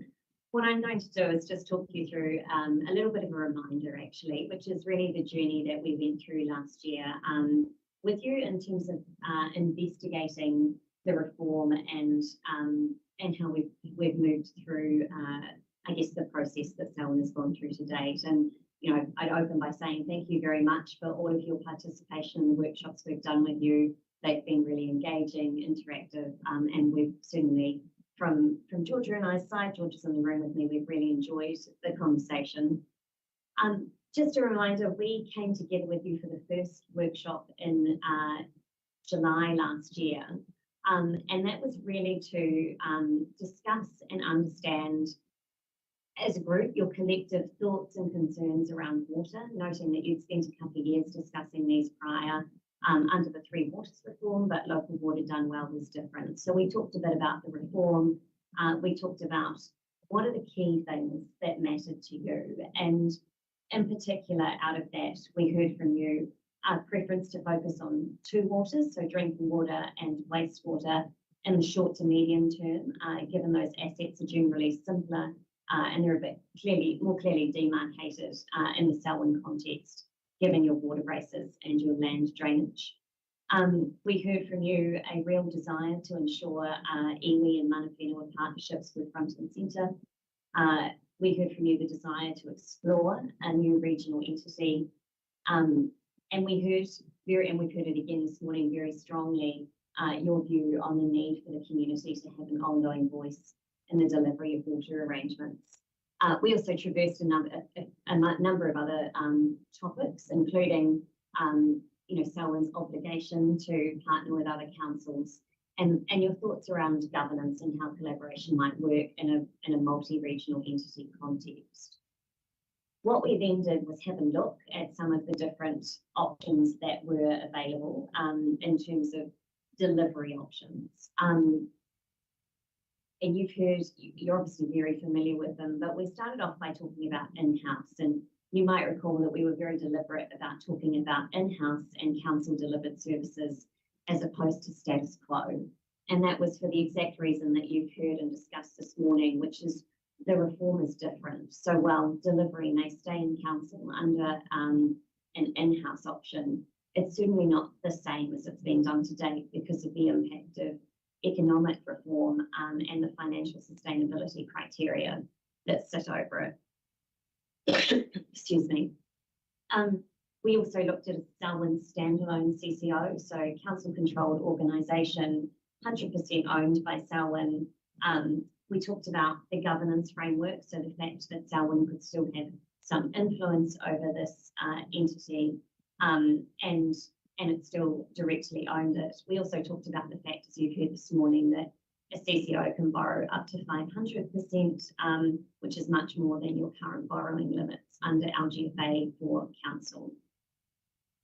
We traversed a regional CCO and a non-contiguous CCO, so multi-council CCOs, and what that might look like.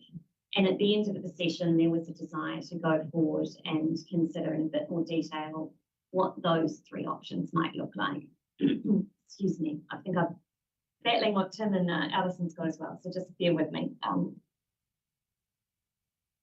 We also, and this kind of comes on the next slide, but I'll talk to it here. We did talk about other models, such as a trust model, a community trust model, and those were not models that you were keen to progress at the time. So we really focused in on the three. What we then did is went away and we did some work, some financial modelling with Alison and her team, and concurrently there were discussions led out by Selwyn and Sam along with Ngāi Tahu around a group of collaborative councils in the South Island and what a non-contiguous multi-council CCO might look like. And just as a reminder, those councils were Central Otago, Bulla, Waitaki and Clutha that collaborated in terms of providing financial information to undertake an assessment of the non-contiguous CCO. We came together again in September, and at that point we presented the analysis of the water services options for Selwyn.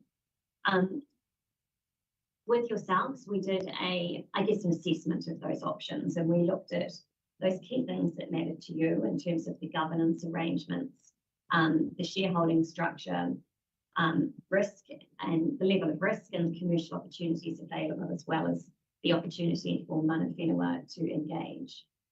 As part of that, we overlaid financial sustainability requirements. If you might remember that we looked at it from three lenses.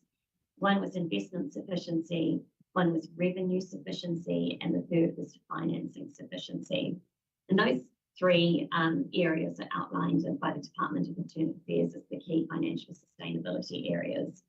We made some assumptions around thresholds that you would need to look at, and it's comforting, I think, for you to see that our GFA came out at the end of last year and those thresholds are in line with what they are looking at. So that analysis stands relatively strong. Out of that workshop, we obviously had some really great discussion, and we narrowed it down at this point in time to looking at the in-house model, so in-house service delivery or a Selwyn CCO, but very much left the door open to partnering in the future with councils. And just on the next slide, it's just that wee reminder for you in terms of the different types of models that you considered, and just again that reminder that our GFA and borrowing limits, as you heard this morning, really only applies to the CCOs, the increased borrowing limits. It doesn't apply to an internal division of Selwyn. I'm going to pause there. That was the extent of the presentation from our side, just a reminder of the journey. And very happy to talk about that and answer any questions in terms of that information. Great, Natalie. Thank you for that. First questions from me, just on the slide you've got in front of us here. You've talked about the options, all options being a step up from where we are now. I think the first line on the first bullet point says status quo for many councils. Can you just clarify what you really mean by that? Because from what we've just heard from Te Mata Arawai and our own staff and internal advice around this, that the internal model will require quite a significant step up from where we are now.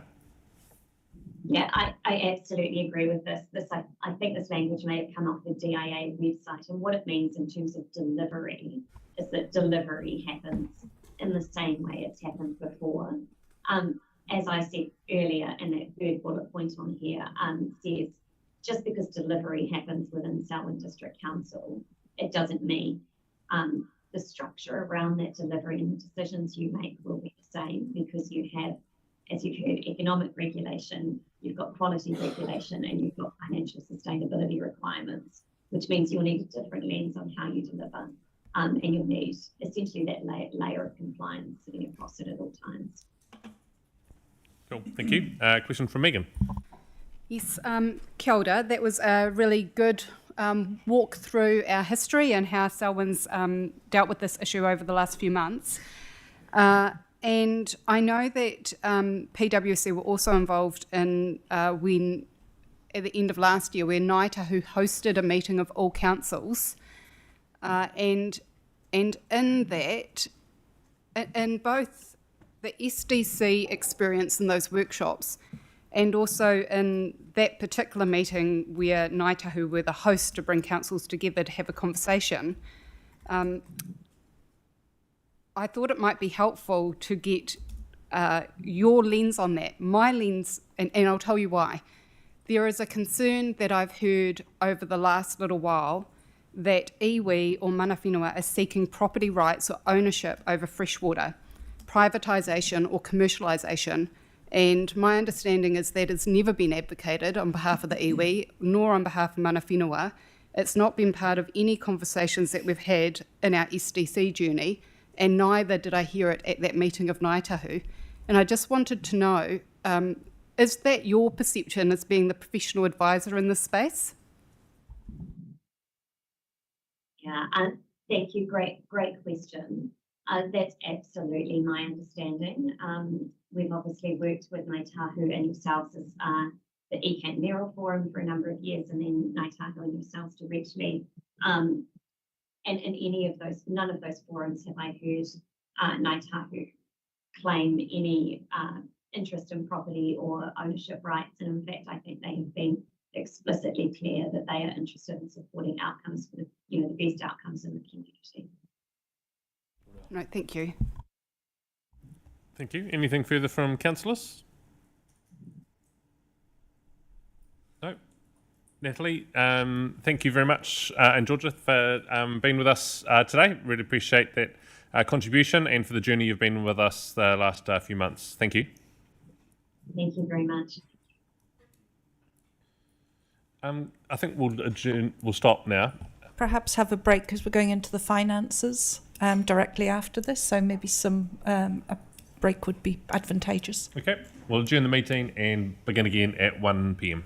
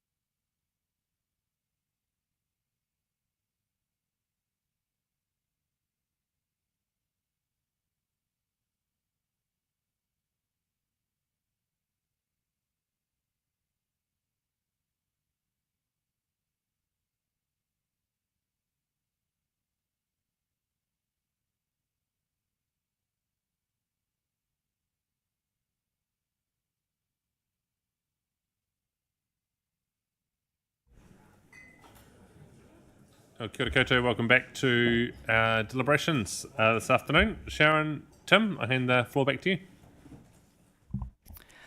Tim, I'm going to hand over to you. Great, thank you, Sam. Thank you, Sharon. We're going to head into the financial section of the presentation now, so I'll pass to Alison to kick it off. Sorry, we're just removing an array of medicines and whatnot out of in front of us. Just recapping on what is in the consultation document, councils are currently constrained with the borrowing limit of 280, which is set out by LGFA. To date, these borrowings have prioritised the water supply, wastewater projects, and the council has the ability to funding these through other activities of the council. With regards to water CCO, LGFA have increased that limit to 500% of the operating revenue. But I think it is just worth noting, the graphs and information is in the consultation document. The revenue line in there talks specifically to the waters in question, whereas the graph that's in the long-term plan has the overall council revenue, which is why it looks like the headroom is diminished and more projects have been put in. That is not the case. Sorry, can you hear me okay? Yep. Yep. Just reiterating, the graph that is in the consultation document, the revenue line there is associated with the waters in question that would be transferred, whereas the similar graph that's in the long-term plan has the overall council revenue. I think that's just worth noting in context of what we're saying within this overall document. I think at that point, we'll move on to the next slide and I will hand over to Becca, who can walk you through some of the details. Okay, following on from Alison, I'm going to take you through the modelling table. The future in-house model was developed in alignment with the assumptions used for the LTP, the long-term plan, with an additional estimated 10% factored in for the account for anticipated compliance costs stemming from the new regulations. It was assumed that this 10% would be funded through debt rather than through affecting the rates figures. The proposed WSCCO has had consistent assumptions with the future in-house model, including the additional 10% through debt. Additional overhead expenses were incorporated into the model to account for the extra costs associated with the proposed WSCCO framework, such as directors' fees, personnel expenses, rent, IT, so on. The table illustrates that under the proposed WSCCO, while there is an initial increase to the cost between 8 and 10%, by year 10 the water charges will be less than the modelled water rates. There was a number of comments that came from the that was required for the expanded view of the 10-year rating example that referred to the water CCO flatlining costs from year 6, which was financial year 2029 to 2034. This is based on the current assumption that the charges will be at a level that they will cover the operating costs. The assumption is that any additional costs in the impact of inflation will be covered by the growth in the number of water and wastewater connected households, rather than requiring an increase to the water charges. The table presents the modelled rates for the future in-house model compared to the modelled water bill from the proposed WSCCO over a 10-year period. It covers water supply and wastewater, but excludes stormwater. This will remain within the SDC under the proposed WSCCO model. The model examples presented in the consultation document were for urban residential property with sewerage, urban residential without sewerage, properties with restricted water supply and sewerage, properties with restricted water supply without sewerage. Just noting that none of the examples were there for the rural properties with their own water supply and septic tanks, but those were not presented. It was assumed that they would be no additional charge to their rates. So over for any questions if there are any. Thank you. Questions, councillors, on the financial modelling? Elizabeth. Sorry, I think you might have said this, Alison, but it's a little bit trying to take it in. The 280% of the operating budget for council is for council's current operating budget completely, whereas 500% of the Wesco's would be of their operating budget, not council's operating budget. Is that correct? So wouldn't Wesco's operating budget be a lot less than total of council's operating budget, and therefore that increase of 500% might not actually actualise to be a lot more borrowing availability than council's borrowing? Sorry, Elizabeth, just to be clear, the 280% is the maximum debt that we can draw down from LGFA based on councils just now. The 500% is what LGFA have mandated that a water CCO could borrow. So it's not operating budgets, it's the debt limits. It's the what, sorry? Debt levels. Right, okay. Yeah, sure, but I thought it was a percentage of their operating budget was how they, sorry, their revenue was how they were able to ascertain it. I'm saying their revenue would be significantly less than council's current operating revenue. Correct, and that's the point I tried to make earlier. So the 280% is 280 times your revenue limit. So if we look at the graph that is in the consultation document, we've got the 500%, the illustration for what that would look like, but that is against the water-only revenue line. So that is the difference between the two. Okay, I might get you to point that out to me later in person if that's sure. all right. Great. There was another question here. Sorry, I'm just trying to get my head around it because I didn't have time to write that one down. Can I come back to my second question, Sam? I just need a minute if anyone else has got a question.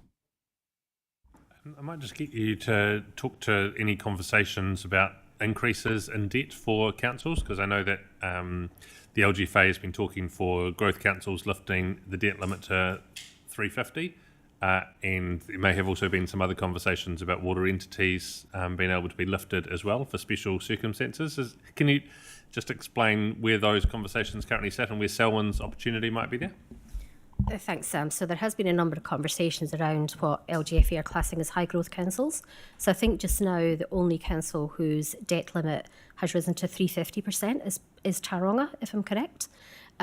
We would need to put an application in if we wanted to go down that route. A couple of different conversations have taken place with LGFA around did we want to go down that route, what that application process would look like, and that would be us extending our current debt from 280 up to the 350, but I think it's worth just noting our own Treasury policy just now sits at 220, so we do have quite a conservative Treasury policy. So it's a broader conversation around did we want to increase that from a council-specific standpoint. And I think similarly with water, for, again, councils that are classed as high growth, there has been some discussions with DIA around would it be a higher debt level and what would that look like? We've not finalised those conversations yet, though, Sam. Okay, thank you. And you touched on in the presentation the WSCCO's water bill remaining flat over the final 5 years of the modelling. Can you just explain again why that is? And it's consistent with the same approach taken to the in-house model, and it sounded like you were keeping the same assumptions for in-house and WSCCO, but the in-house costs continue to rise over that time. Can you just explain why one rises and the other remains flat? With regards to the flatlining piece, in theory, at the beginning, that would be part of the director's fees, the personal expenses, all of those setup costs would be part of the water CCO at the beginning, and it will be assumed that over the later years that it will be able to operate within itself and keep those rates down. And those same assumptions not being able to be made of an in-house model, I guess, because what I'm saying is the last 5 years it still continues to increase for the in-house model. There's different assumptions about how we would operate that? So I think, as Becca's just noticed, so there's two sort of scenarios in play here. If we were to retain things in-house, we're notwithstanding that our cost base would look different, which is why we've uplifted the baseline LTP by 10%. So that's one scenario. So yes, we could get some economies of scale in there, but we may be forced down a different direction as well. So what we've built in for the status quo plus, as I'm going to call it, is what is on screen. With the water services CCO, as Becca alluded to, we would expect maybe some efficiencies over time, which explains some of the flatlining of the rates. Thank you. Phil, online. Hello, can you hear me? I think there's you. I just to go back to what Elizabeth was talking about the 500%. Phil, you're very hard to you're very hard to hear, mate. Can you get closer to your microphone or? How's that? Yeah, Is that better? much better, much better. Okay. I'm wanted to just know some values of what 500% of the operating of the budget would be for water versus the actual dollar value of 280% of the SDC. Yeah. So when we talk about our lending limits, is the lending limit less for the water for a WCCO than it would be for the 280% of the SDC in dollar senses?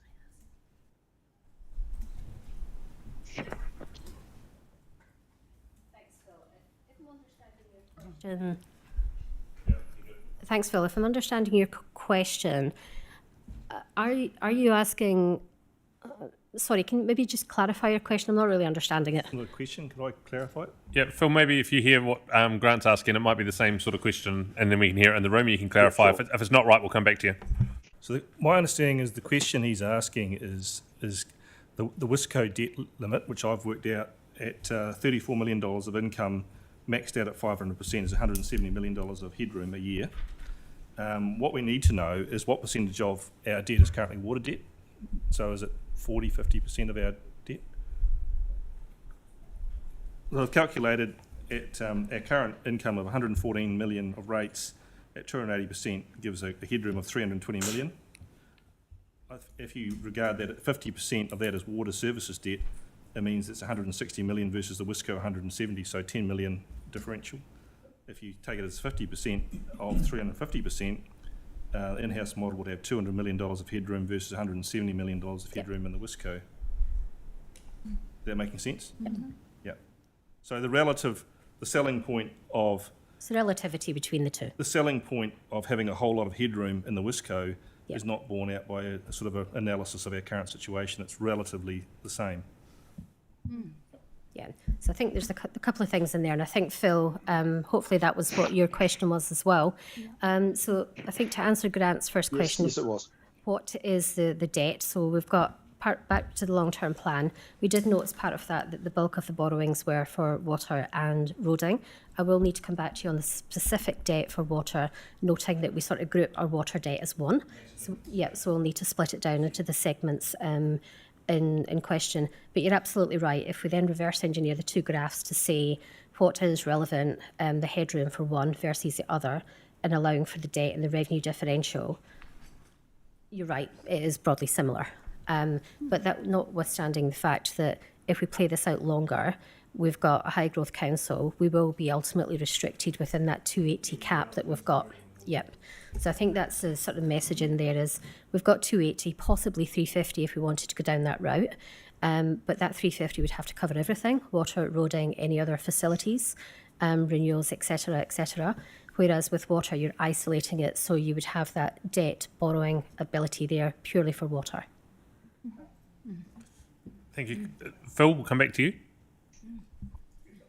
Yeah, look, I was just going to add to that. So that means that the 280%, that's for all SDC lending. That's not just water. That's all lending. So what you're saying is that there could be a position where we would be capped because we need to spend money in other areas, and then we wouldn't have enough money for whatever the water services would be. That is correct, Phil. So again, if we go back to our long-term plan where we actually removed some projects at the end, we removed about $40 million because we were breaching our debt headroom. So as the council grows, and if we continue to try and fund everything out of that debt limit, we will come up potentially against problems further down the line. And the decision would need... Thanks. Sorry, I just finished that up by saying... That's really clear that up to me. Yep. Okay, thanks. Grant, did you have some other things that you wanted to raise? Yep. One of the things that was brought up this morning was requirement to ring fence income. Do you foresee any problems if we pursued the in-house business model around ring fencing the debt and the income? My view would be relatively simple. As we're target rating, we could just put the target rates in a separate account, and we could actually ring fence the debt profile. Is that a problem from an accounting perspective? It's not an accounting problem per se. We may have some system challenges. So we are looking at how we could hive off a section within Magic that if we were to retain an in-house model, we would need to have that separate, not just from accounting, but from an auditing standpoint as well, because auditors will come in and look at, well, where is the line of sight, what is flowing through into, say, a targeted rate calculation, to make sure that we've got all the backup to support it. Thank you. Megan. Yes, that was actually really helpful to go through and understand Grant's, the answer to Grant's question, because really what I see is really important as part of today's discussion is what are the questions that our community would actually like to ask, because it's through us that we get to ask the questions directly of you as the expert. And we know we get lots of opportunity to learn a lot about the debt ratio and how we actually spend the money and what things cost. But at a really basic level, can we afford the water services if we keep it in-house as opposed to putting it into a CCO, given that we're given the projected growth of another 100, well, we'll raise to 153,000 people within the next 30 years. So just at the basic level, can we afford in-house for the future? And is it more affordable in our CCO? Thanks, Megan. So the modelling that we've done does factor in the population growth. So that was also factored into the long-term plan. So the growth numbers are all within there, and the broader financial modelling has all been done with that. So yes, rates would still go up. Yes, there's affordability for both council and also affordability for the ratepayers as well. We know additional costs will come down the track. We don't know maybe the quantum of some of those yet, but in terms of affordability, both options are going to be different to what is currently in track.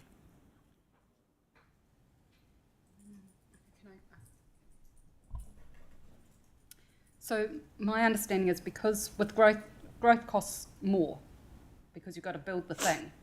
And if we don't have the ability to borrow more through the CCO, then will we actually be able to borrow to be able to cost out the future growth if we kept it in-house?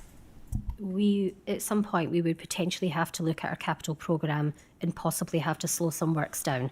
We've got the debt, current debt limits of 280, our Treasury policy 220. We've got some quite tight headroom in the long-term plan as it stands just now. If we were to build more and if growth exceeded what we expected, then there is every risk that we may have to slow some things down in our capital programme to accommodate that. Yep. Thanks, Megan. And so just for clarity on that, because it sort of follows on from what was asked before, under both models, there's about, if it's 50% of the debt that's there, so there's a few ifs in the questioning, but there's about the same amount of money available in total cash for council to spend through the borrowing. But if we keep it in-house, we have to balance that with the other capital needs of a community, whereas if it's in a WSCCO, it's still the same amount of money, so the same constraints around total spend might be there, but we're not thinking about how do we slow down the water investment. Correct. To fund a transport investment. Correct. Okay, thank you. Sophie. It's Elizabeth next. That's all right. Yep, you go. Yep. Oh, okay. Thank you very much, team. Okay. So I have two questions. One of them is I'm just trying to check whether I'm reading this straight, because we've mentioned about LGFA potentially increasing debt caps for high growth councils, which we definitely are, up to 350 if we apply and get approval by the board. But I went back and checked, and that's only available if you get approval by the 1st of July this year. After that, they've said that they're not going to do those increases. Everybody goes back to 280. Or did I miss another newsflash? That's certainly not the narrative I got from LGFA when they were on site a couple of weeks ago. I can certainly check that, Sophie, but they didn't put a date limit when I had that conversation with them. Just for reference, the announcement that I'm reading on their website was dated 8th of August 2024, so it may have changed since then. Yeah. I went back trying to find the one that I remembered. Okay, so the other question is, a couple of people last week were asking if there are any alternatives for borrowing. So there's been a lot of concern, specifically around LGFA because of the uncalled capital part and all that sort of thing. From what I understand of borrowing, it doesn't make any difference really who you borrow from. They will want security in the form of uncalled capital. But are there other options, and do we know of any other options because there's, well, it's a bit hard to say because we know that the government is looking at this toolbox for local government, but we don't have that yet. But do you have any ideas of what they might have as alternatives? I mean, there are alternatives to borrowing just now. I mean, currently we've got a 10 million standby facility with Westpac. The reason we don't use it is because the rates are not as attractive as what comes through LGFA. I think just with the uncalled capital note, I'm just sort of reiterating that is simply a guarantee just now. It wouldn't form part of the financials. It would simply be classed as a contingent liability note in our balance sheet. And from a legal standpoint, we've taken extensive advice from Simpson Grierson on that piece, and that has sort of come back through the submission queries as well. I mean, other borrowing options, to be honest, I would say LGFA is our better option because of the rates that we do get. It doesn't prevent us going out to other banks or institutions, but undoubtedly I think those rates may be higher, and that would not be good for us or amounts that we would ultimately then have to pass on to a ratepayer. Thank you. Elizabeth. So I guess Sam really talked about this before, but I think I haven't really quantified the actual answer. We've talked, obviously, when we get to sort of year 27, 28, that we're going to see a reasonably stagnant growth there from there on, which is pretty quickly after the setup costs have been amalgamated in. So basically, it's pretty much predominantly you're saying the setup costs and operational costs for Wesco is factored into all of that, and that's what that increased cost is at the beginning, correct? So therefore, the actual delivery of the water services is much of a muchness for both of them. And given that we're going to have, I believe, the Commerce Commission, they, I presume, are going to either restrict or require what our water services plans are going to deliver, then that's probably going to be the same. The water services plans are going to be the same between both options, both models. Is that correct? The requirements? Because they'll be overlooking, so it won't be as much of the councillors deciding what the plans are. It'll be the Commerce Commission / Tomato Arawai determining what we do or don't do. Is that correct? No, and I think that came up this morning when Alan was presenting his piece as well. So we've got a water services delivery plan that needs to go through. It needs to be signed off, I believe, by DIA. Yeah. That's not necessarily anything to do with the Commerce Commission or Tomato Arawai that was discussed this morning. So I think, Elizabeth, back to your sort of first question is, and I think Becca's explained this and sort of Sam's mentioned it as well, with the water services CCO, yes, you've got that uplift in cost at the beginning, which is the setup and establishment of a water services CCO. And as Becca alluded to, we would expect those costs. You've got the initial increase, but we would expect that economies of scale piece within that organisation to balance off over a period of time, which is why you're seeing some of that flatlining component within the model. So when you say economies of scale, where's that coming from? Well, look, to begin with, I mean, if we were operating within, say, a shared service module, but initially between Sylvan District Council with some of the resource that we've got, and I'm talking hypotheticals here, once that is set up, you're going to get a better understanding around what resource requirement is required to manage and operate that water services CCO. I'm just not seeing the difference between how we're going to achieve that any differently between the in-house model and a Wesco model? I guess that's where I want the clarification, where you're seeing that extreme advantage of the Wesco model once operational costs and the setup costs have been grafted in, so to speak, into that debt, to that borrowing, versus the in-house model, because the in-house model appears to have all the same advantages or disadvantages, either way, as the Wesco model operationally. And from what we've heard this morning, I believe the Commerce Commission and Te Matu Arawai are going to have a pretty good overview of what direction we take with our water services. So fundamentally, it's kind of like a shared venture. So I kind of struggling to see how councillors versus a board are going to come with a different outcome for our community. So if we take it back to some of the earlier conversations, one of the advantages is the financing aspect. I think we sort of covered that around our current limit of 280% or 350 if we went down that route. That is going to be competing for every other council service that we try and fund. So there's one of your key matter. And I think with the Commerce Commission, there is a distinct difference between overview and management of an entity. But it's ring-fenced, isn't it? So if we're ring-fencing that money and we'll be almost having the same operational budget as the Wesco. Noted, thanks. Yeah, Elizabeth, I think what we're talking about here with the water services CCO is protecting the investment in water infrastructure. So when you talk about being able to borrow 500% of revenue, sure, that's less than when you measure against the council's revenue. But that can only be spent on water investment. Whereas you look at the in-house model, it can be spent on anything, any service in council. It can be roading, transport, whatever it might be. So this whole piece is really about making sure that we're making good decisions and continued investment in water infrastructure. And that's the benefit of the WCCO over the in-house model in regard to this conversation. Yeah, sorry, Tim, I'm a little confused. I'm pretty sure that the guy this morning told us that legally, under the new legislation, we're required to ring-fence the money regardless of what option we go through. That's, I guess, where I'm a little confused there.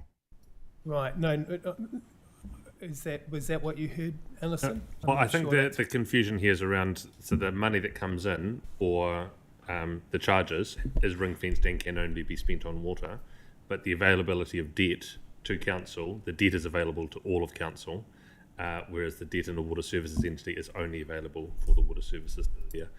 So the income will certainly be ring-fenced in both options, but it's the accessibility of the debt is the key difference in the two models. And look, I can ask Julie, do you want to have you got a view on that? Yes, that Sam's absolutely correct. This is something perhaps Mike would be better placed to speak to in the next session when we cover the legislative background. Doing the same thing else? No, look, I think, if you think about the exercise we went through at the end of the long-term plan last year, we did find a significant amount of savings across our projects, and some of the water projects suffered because of that. And I suppose this is what we're trying to do here with the establishment of the CCO, protecting decision and investment in infrastructure, water infrastructure. Yeah, Tim, I think we'll let Mike and Julie pick it up. Thank you. Lydia. My questions are around the flat line or the baseline numbers when they sort of get to 2930, and I've sort of done some rough numbers around debt, and we're saying that the flat line will be covered by additional growth.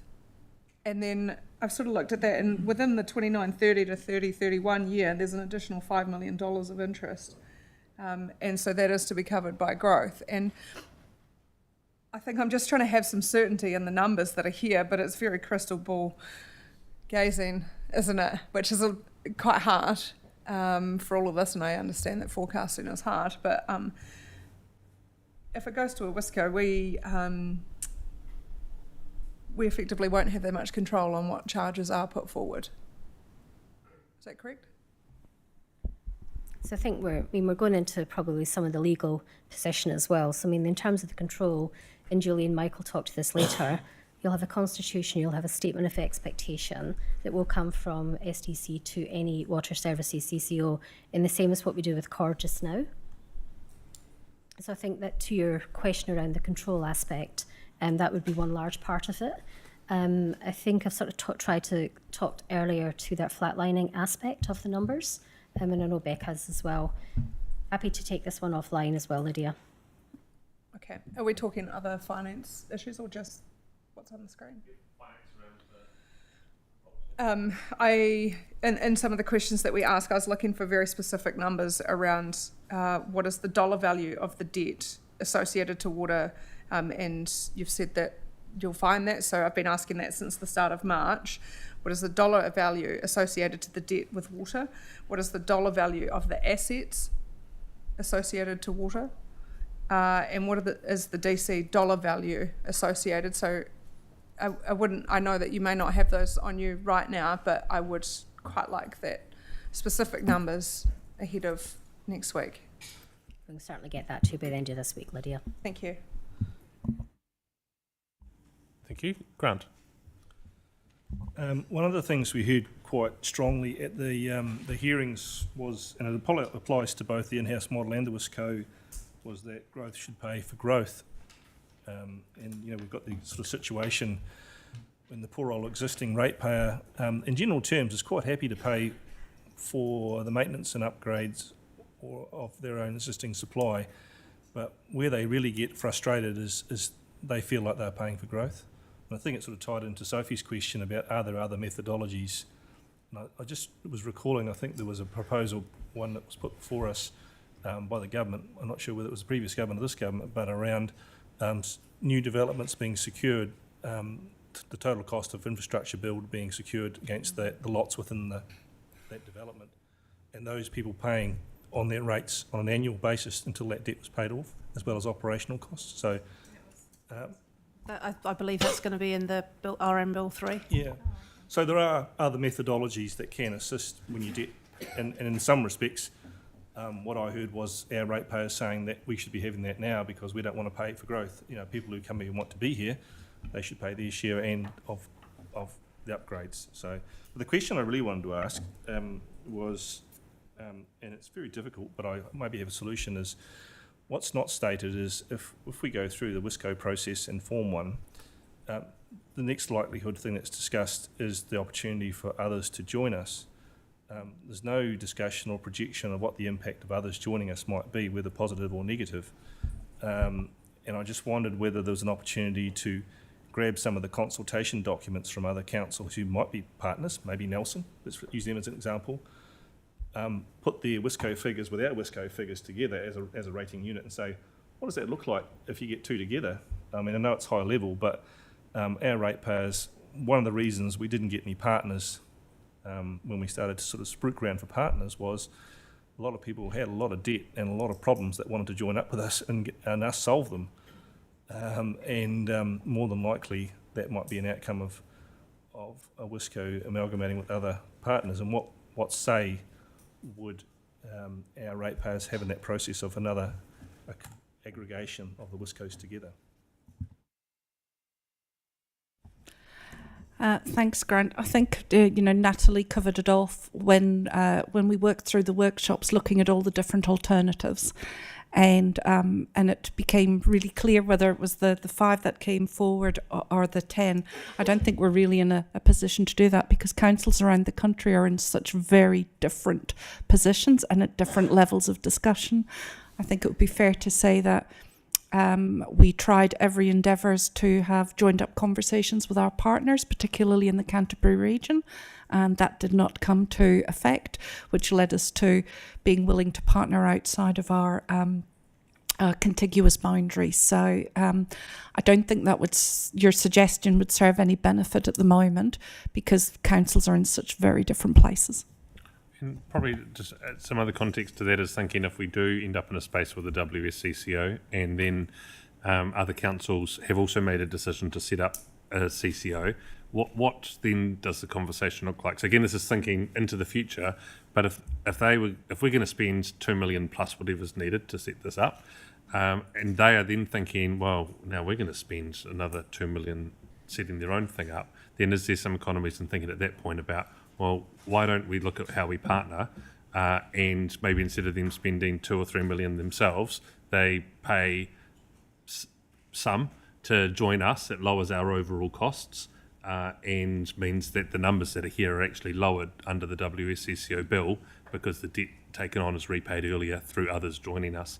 And the minister, actually both of our last two ministers who have been involved in the water conversation have said even if you join, you don't have to consider price harmonisation. So all communities can continue to pay for their own water in their own space, even if you're using one CCO to run all of it.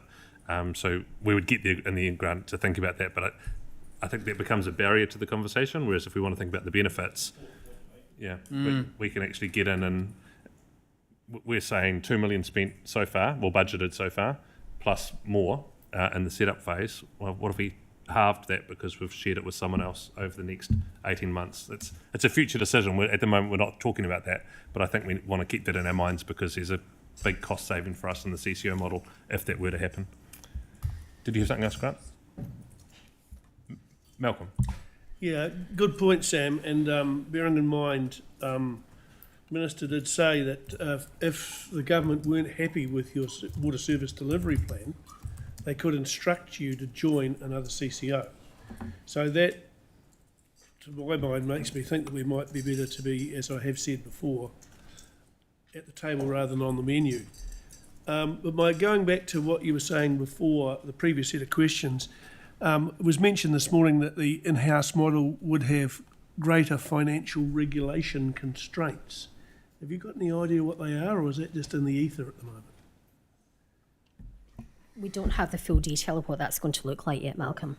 Right, and I'm aware we're going to have to ring fence any profits to go back into water infrastructure. That's just fine, as you'd expect. But when I hear financial regulation constraints, it certainly sends a shiver up my spine. Yeah. And I think, Julie and Mike will probably talk to that in more detail later, but it is sort of contingent on what comes through in Bill 3. Thank you. Deborah, online, if you'd like to ask your questions. Thank you. I'm online. Just hearing the conversation of what's actually happened, there's a lot of we have to wait till Bill number 3. When is Bill number 3 due for a decision? Come to that in a minute, Deborah, when we do the legal presentation. Mike Wakefield will cover that off as a part of his talk. Okay. I guess my other question is, and it follows on from Nelson City, I asked the question about setup costs, and it's just been asked again as a comparison. Currently, we have directors' fees that are approved by council in the case of CORD. They come through council, but they're set by similar to a remuneration authority as a guideline. Will that function be taken over by the Commerce Commission? Will they be responsible for setting that, or is it still under the CORD model, shall we say? Yeah, thanks, Deborah. It's exactly the same as the CORD, so that council have overview of appointments to the board, and we go to market for remuneration.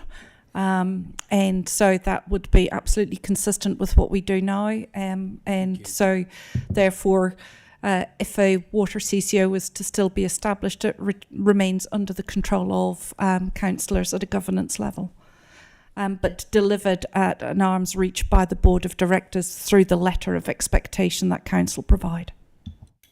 Now, if you have several councils and one board, how would that actually work? We would need to cross that bridge when we got there, Deborah. At the moment, we're just considering whether we set themselves up ourselves.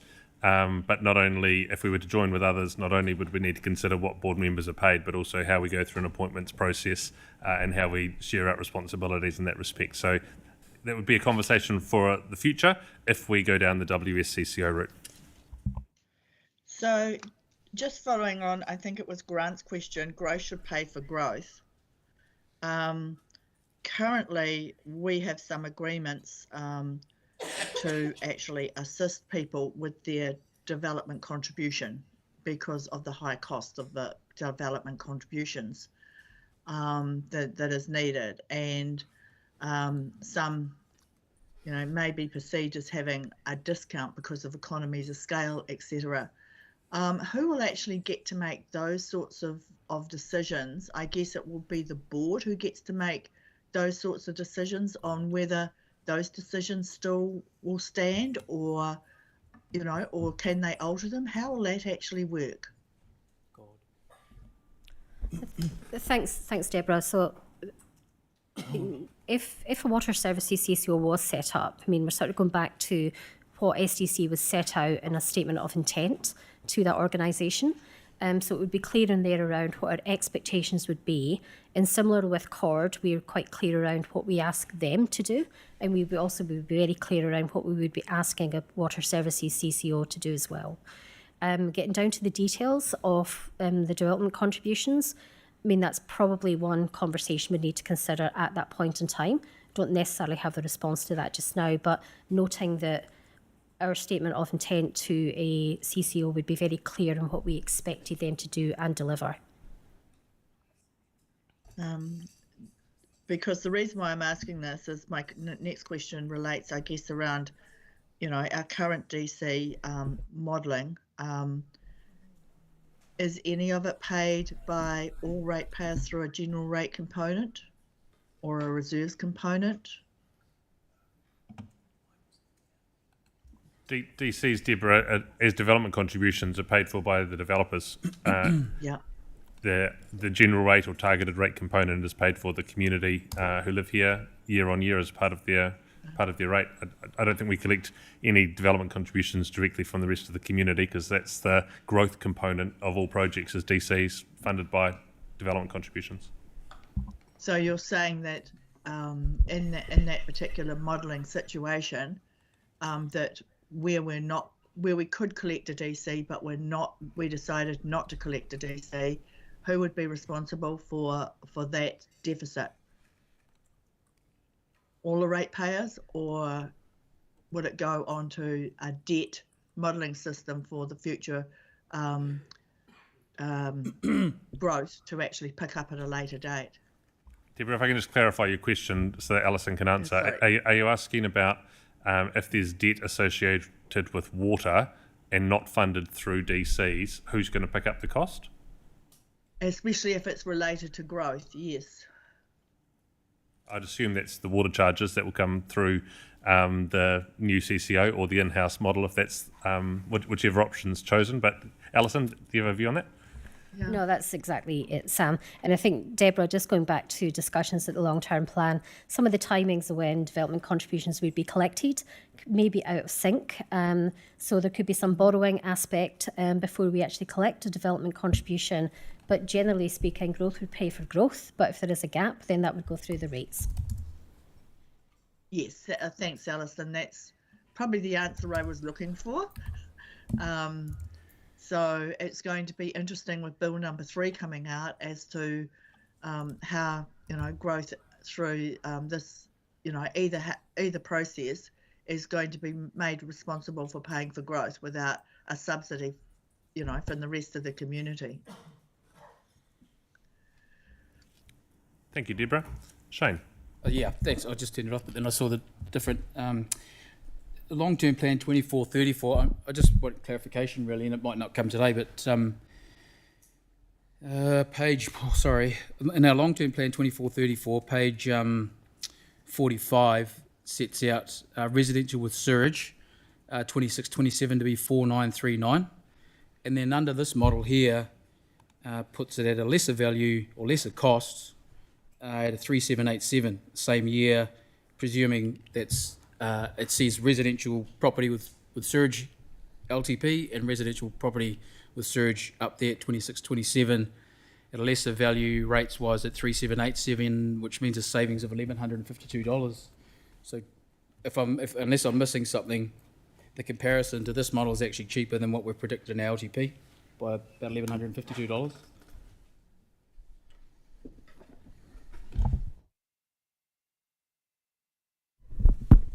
Sorry.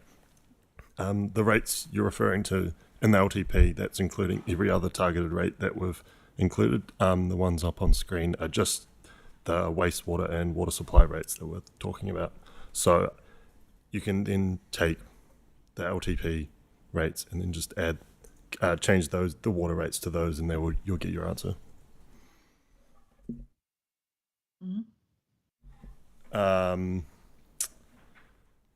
The LTP water bill under future in-house model is the same as the LTP, so you can use the difference between the water bill and the water CCO bill to get your difference. Great, thank you. Any further questions before we move on to the next part of the presentation? Yep. Thank you, team, for presenting the finances. We're now moving on to the consultation. Yep. Thanks, Sam. So Alison and Becca, you can move to one side. Sarah's going to come and give just a brief overview of what you kind of know already from the hearings data, and then we're going to move straight into legal after Sarah.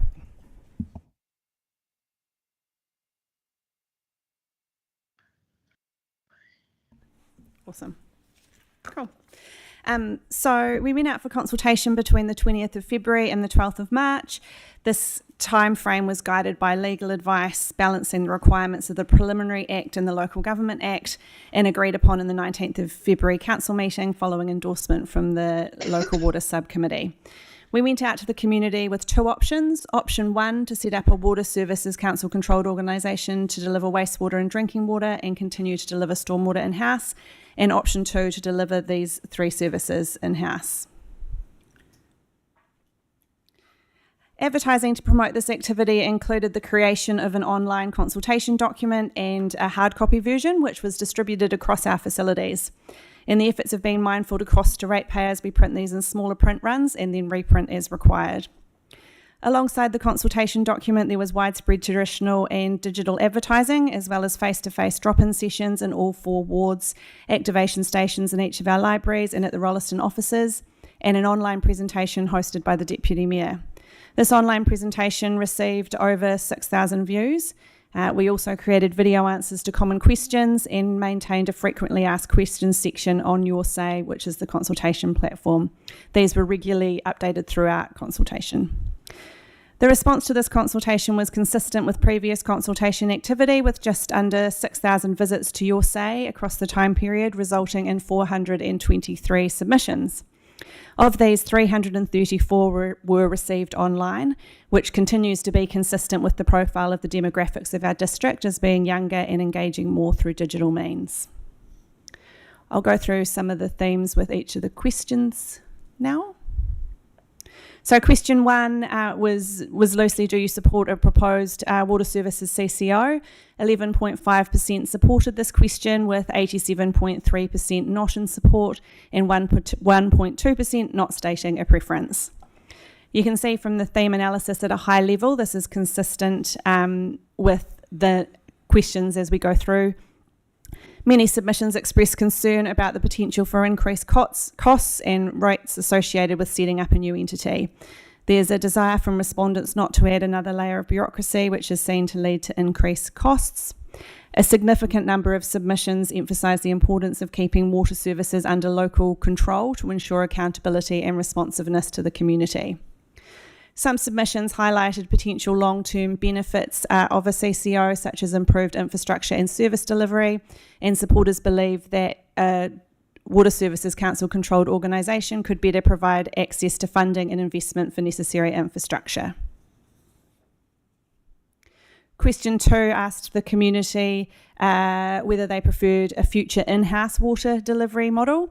86.1% of respondents supported this question, with 13.5% not in support and 0.4% unsure.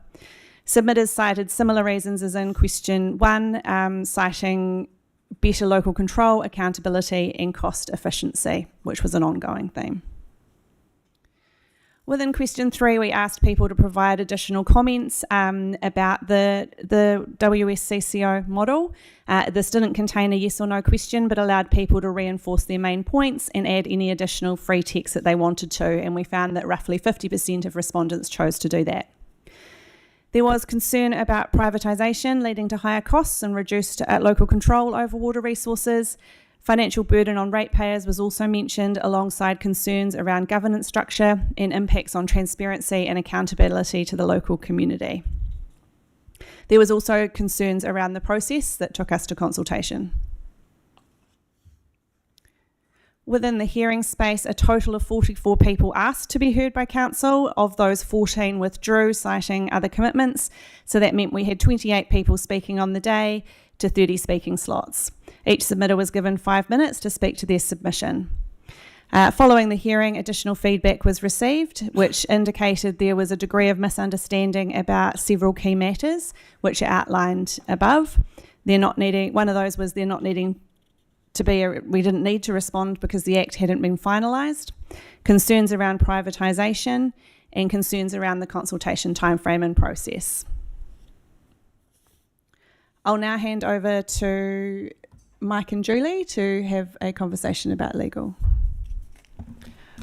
Thanks, Sarah. And Mike, thank you so much for your patience. And I know you're unwell as well. So you've done well to hold on at that end for the remainder of the day. Look, thank you. And yes, I am. I'm suffering the same fate as I think Tim, Alison, and Natalie. So if I turn my microphone off and mute just for a second or two, there's a reason. But I'll try and avoid that as much as possible. Thanks, Mike. So just to introduce what we're coming to talk to you guys about today, you're going to see a number of points on the slides. These are very much a guide. We are looking to come and talk to you around what are the legal considerations beyond just the timeline on what you've heard a little bit earlier. Talk to you around the broader policy matters that sit out around the legislation, but also respond to some of the points that have been raised during the conversation that have a legal lens. Once we've had that conversation, what we're also really here to talk to you about is when you go to the decision next Wednesday, taking together the LGA requirements and the Preliminary Act requirements, which slightly change your decision-making framework. What is it, number one, that you're actually being required to decide today? What is the scope of that? Next Wednesday, what is the scope of that? And what are all the various things that you have to take into account? We know there's consultation. As a separate point, there's also community views, which is a separate matter under the LGA outside consultation. There are various other factors, including mana whenua, engagement, general alignment with strategy, and your general pros and cons on a long-term view of this and how you weigh all those factors together. So I'll hand over to Mike now because he's the expert here, but that's broadly speaking what we're here to talk about. Thanks, Julie. I feel like a lot of my work has actually been done by virtue of a number of the other presenters already today. But I thought I'd just touch on a few key points just to sort of reiterate the point around the fact that this is a specific decision-making process that the council is working through, and it is different from the normal Local Government Act decision-making process. And that probably bounces nicely off the final point that was made around the consultation feedback and the level of confusion that some in the community felt around why it is that the council is doing this. It's doing this because the government is pressing through its local water done well policy, which is something new and relevant to this coalition government. As the slides played out earlier, the former government's water reforms were repealed and they've been replaced by a sequential introduction of legislation. The first was a very simple repeal act, which just bins the former legislation. The second piece was the Preliminary Arrangements Act, which we've called the PA Act up there. Now that PA Act is the piece of legislation that requires all territorial authorities to go work through a process to determine their water services delivery model, and that's their future model, and then bring that model into what's called a water service delivery plan. Now, there's 2 points I want to make on here. The PA Act makes it mandatory to consult on your proposed or anticipated water service delivery model, and that decision is in fact an important input into your water service delivery plan itself. That plan then needs to be adopted and submitted to government. And it's the Secretary for Local Government, in fact, that has an approval role for that water service delivery plan. Once that plan is then approved, it becomes a binding requirement on the council to then give effect to it. There is provision for change if you determine that's needed, but we're not in that space yet. And so I think the key point there to note is that it's a plan, it's a transitional document, and it does have some teeth once it's been adopted. There is a third piece of legislation, and there was a question about that earlier. Now that's called the Local Government Water Services Bill. Just so that everyone's clear in this room, the Select Committee is currently considering all of the submissions that have been presented and spoken to. Their report back date is in mid-June of this year, and as a consequence, we expect that the bill will be passed into law in or around September 2025. So the timing's not perfect, of course, but we need to come back to what this plan is really seeking to achieve. And what it's doing is it's seeking to lock in and give some clarity to DIA and the government about the current state of your assets, the current arrangements for your delivery of water services, and looking ahead to your future arrangements and what it means to transition to those arrangements. Now, the other point that I thought to note was the water service delivery plan is going to have to be adopted by the council when it is ready for adoption. And the decision that's being asked of you next week is about the water service delivery model. So as I said earlier, an input into that plan. Once the water service delivery plan is then fully developed, and before it can be submitted to government, it does need to go through a certification process where the CE, so that's you, Sharon, will be required to certify that it is achieving what the Preliminary Arrangements Act requires of a water service delivery plan, and that it includes all of the content which is mandatory for that document. Julie mentioned that the process steps merge or conflate the Local Government Act requirements as well. Just as a very, very quick note here, this PA Act process is a truncated process designed to streamline decision making for your water service delivery model. And the key areas where the LGA has been truncated is that the minimum requirement is to identify and assess 2 options for your water service delivery. And then when you consult, you're only required to consult on those options with some prescribed information that needs to be made available. And so Julie and the team in-house worked to understand what that information needed to look like and say. And in effect, it requires there to be a comparison between the 2 options that were identified in your case. I know that the reference to existing or status quo model has been touched on time and again. It's a mandatory requirement for all councils to consult on their existing model. But as someone quite rightly said, the existing model is really existing model with a little asterisk next to it, because if that decision to adopt that model is made, it's going to be the existing model that operates in a very different and regulated environment. So there are a few complexities there which need to be borne in mind. The other point to note is your consultation document referenced the need for a long-term plan amendment if in fact you decide to go with the Water Services CCO option. Now this is another very clear benefit of the Preliminary Arrangements Act. What that Act says is that if you consult on your model, and in order to give effect to that model, you need to make a long-term plan amendment, you can make that amendment using the PA Act provision rather than do a full long-term plan amendment under the Local Government Act. Now the benefit there is it means you only need to consult once, and if you do it properly, satisfying a couple of preconditions, then you can press on and make that LTP amendment, and you also aren't required to do a fully audited consultation document, which is otherwise required under the provisions of the Local Government Act. So, at the bottom of the screen there, we've mentioned a few broader policy matters, and I'll quickly touch on these. I feel that most of them have actually been fairly well canvassed, particularly the shift to the new regulated environment. There have been a few recent announcements from the government around their preference to see a collaborative arrangement put in place, but also a more corporatized structure around delivery of water services. And one of those occurred at a sector LGNZ meeting in October last year, where the former minister made it quite clear that the benefit they saw was moving to a CCO structure due to its corporatized arrangements, its operational autonomy from council shareholders, and the fact that it would generate or have potential to generate benefits associated with increased scale. At the same meeting, there was also a very strong expectation of collaboration at regional or sub-regional levels. Now, we're not seeing that across the country. There are some areas around the country where that is happening, but we're not seeing yet collaboration on a truly regional scale. Over time, that may well happen, but that is again one of the benefits of a CCO structure, is that it does provide an ability to scale up, where an in-house model is different and is subject to a constraint because it's only able to enter into a shared service arrangement, which won't provide the easier ability to scale up in that same way.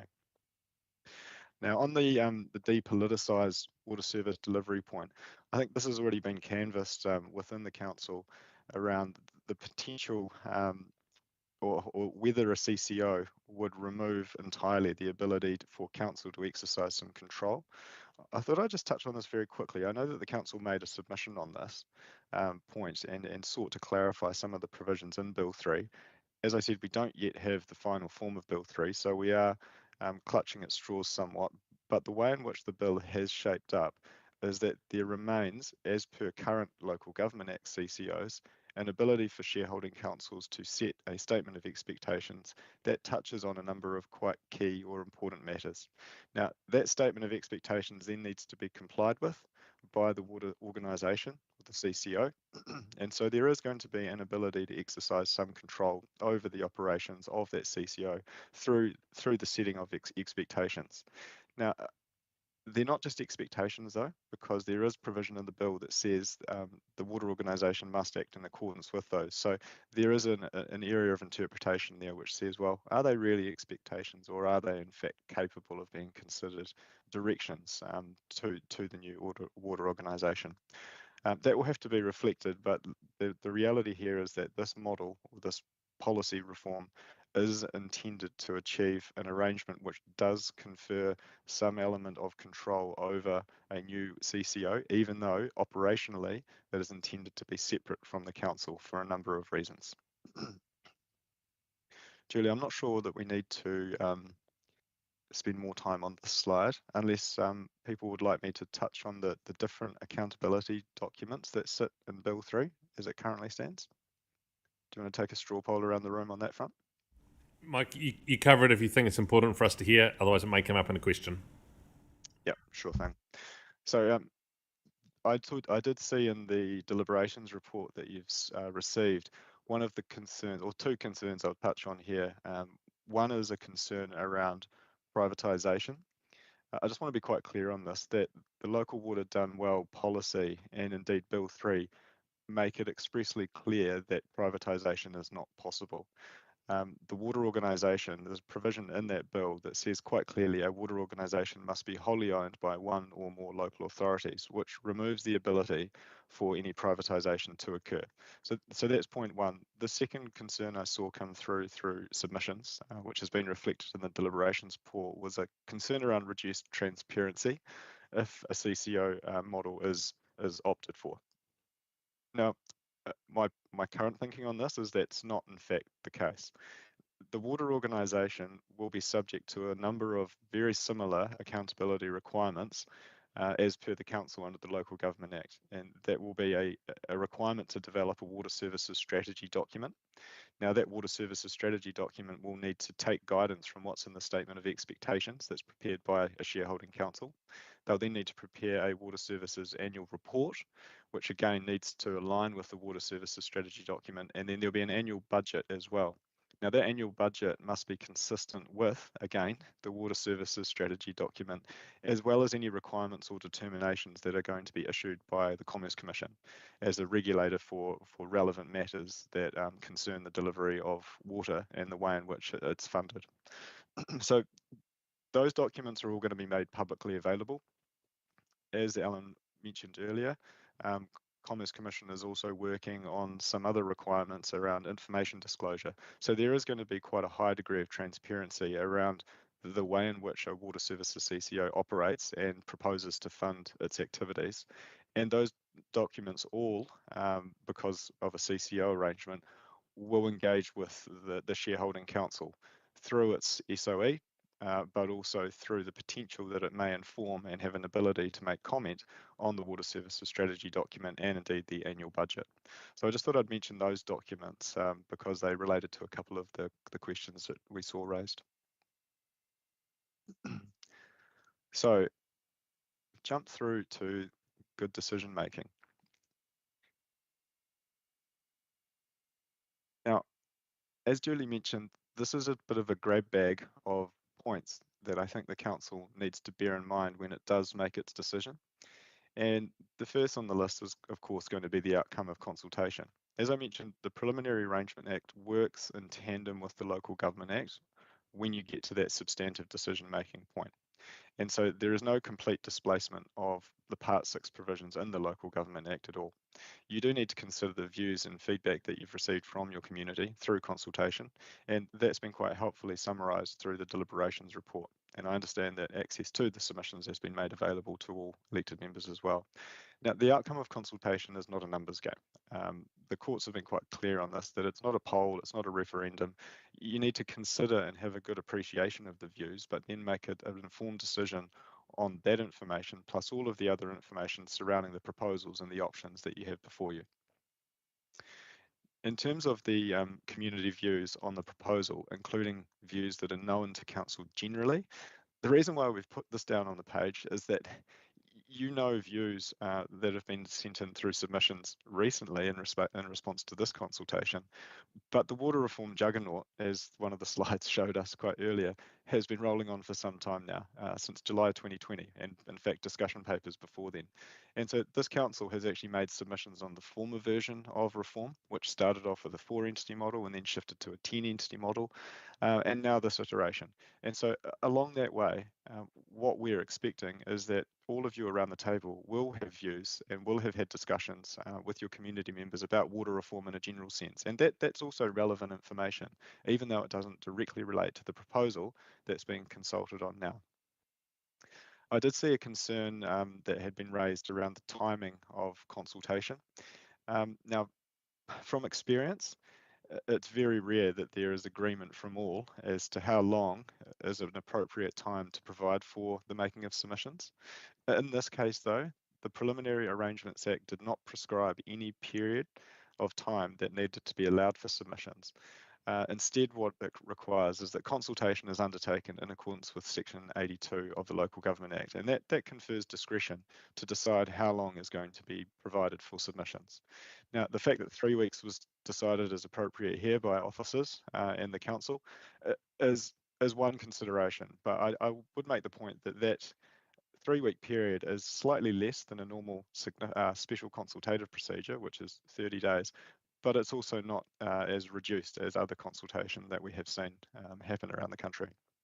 It's also relevant in terms of the length of time for consultation that only 2 options are being consulted on here, which was, as I said, the baseline requirement available under the PA Act.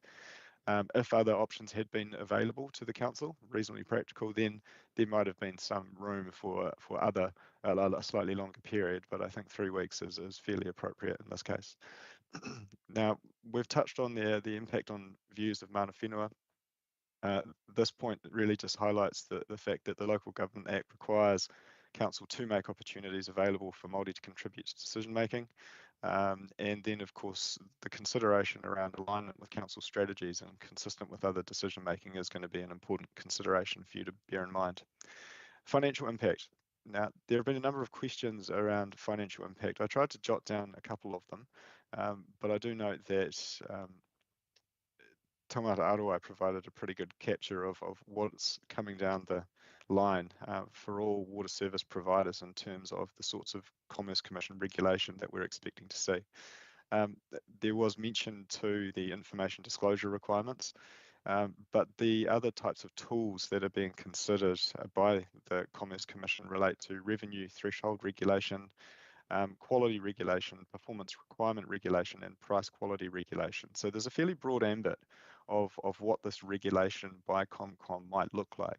We don't yet have complete clarity on what it looks like and how it's going to operate, but we do know that it's going to apply to all water service suppliers. So that will be council if it decides to stay with in-house, or a new CCO as a water organisation under Bill 3. And it will apply to the extent that those entities, council or the CCOs, will need to be making decisions around capital and operating expenditure, their approach to revenue recovery, and also their charging levels. But as I noted earlier, this isn't just a closed door business. The way Bill 3 is framed is that the ability to set charges needs to be done in accordance with a water service strategy document, which does involve input from the shareholder and may well involve input from the community at large as well, depending on the direction that a shareholding council might decide to set for a CCO. So I thought I'd just mention that point. The other question that came up was about, I think, ring fencing. And ring fencing costs, revenue, and indeed debt. There are probably 2 points to touch on this issue. The first relates to the content of the Preliminary Arrangements Act. Now, in the Water Service Delivery Plan that the Council ends up considering and adopting, there needs to be explanation about how the revenue from and delivery of water services will be separated from the TA's other functions and activities. So that's the requirement to show through your Water Service Delivery Plan how you're going to be separating out your water-related revenue from all of the other revenue that the council needs to deliver its other services. So that needs to be first addressed in the Water Service Delivery Plan. Now, the second point is Bill 3. Now, Bill 3 is still before the House, but I think it's useful for this room to note that there are financial principles in that bill which will apply to all water service providers. And the bill is quite directive on this. It says a water service provider must act in accordance with the following financial principles. And that direction applies alongside the other directions and other provisions that exist in the Local Government Act and indeed the Local Government Rating Act. Because if an in-house model is retained, then rates will be used in order to fund or bring in the revenue needed to deliver. Now, of those financial principles, I thought I'd note that a couple of key ones which relate to this ring fencing principle. The first is that the provider must spend the revenue it receives from providing water services on providing water services. It then says a provider must ensure that the revenue it applies to the provision of water services is sufficient to sustain the long-term investment in the provision of those water services. So that's all about revenue sufficiency. And again, it requires that the provider needs to carefully look at what its expected infrastructure investment requirements are and then set its charges in a way that will ensure it is bringing in sufficient revenue so that it does not fall behind on its longer term infrastructure requirements.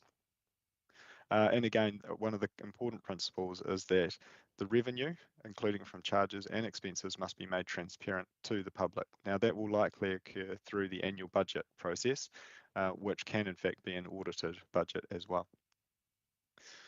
There was another discussion there about growth paying for growth, and the concern was raised that the community doesn't want to pay for growth. There was a discussion around DCs and who makes decisions around the setting and collecting of DCs and what contribution is required from the development community versus the general consumer or ratepayer. We don't yet know exactly what any CCO development contribution policy will look like, but I think it's important for this room to know that the way in which Bill 3 has dealt with this issue is effectively a lift and shift from the Local Government Act to bring across the development contribution policy provisions into this bill. Now, what that means is that a water services CCO will, at a certain point, be able to adopt its own development contributions policy, which will then allow it to collect development contributions itself, rather than the council collecting and then having to transfer.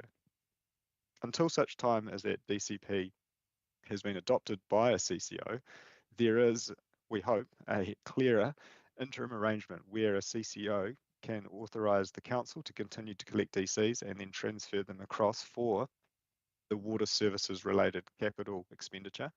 But the other arrangement that could be made is an agreement could be entered between the CCO and the council that allows the CCO to rely on the council's existing DC policy for the purpose of collecting the necessary revenue from the development community in the meantime.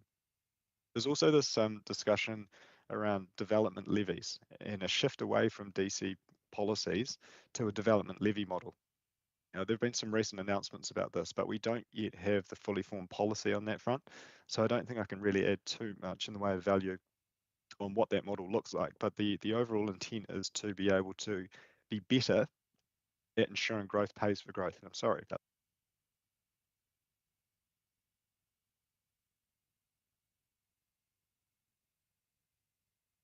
so I might just pause on that issue. Now, general advantages and disadvantages, well, they're well canvassed in the deliberations report, and indeed were included in the consultation material as well. And the final point there is the overall objectives. I note that the Preliminary Arrangements Act does set out some objectives for a water services delivery plan. One of those relates to one of those requires the plan to identify the current state of water services, but also the next requirement is to demonstrate publicly the commitment to deliver water services in a way that supports the TA's housing growth and urban development as specified in the TA's long-term plan. So that's going to be a relevant consideration for you as a council making this decision. And I think Tim Cadigan mentioned a good point as well around the multi-generational aspect of the decisions that need to be made here, which is absolutely something I agree with.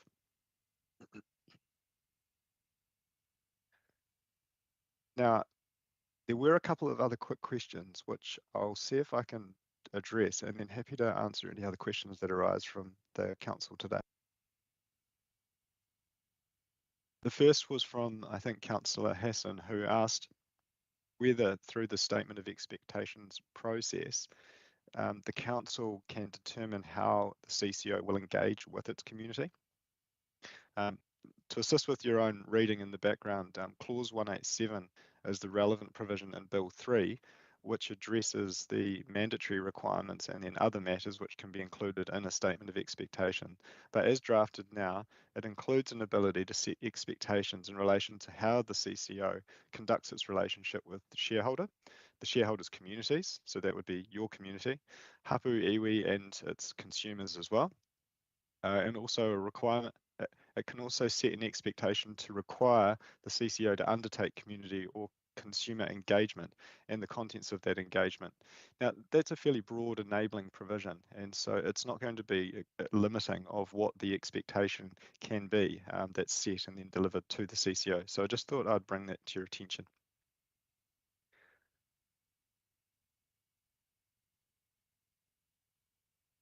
I think that's probably where I land, Julie, unless there are any other questions that you would like me to specifically address.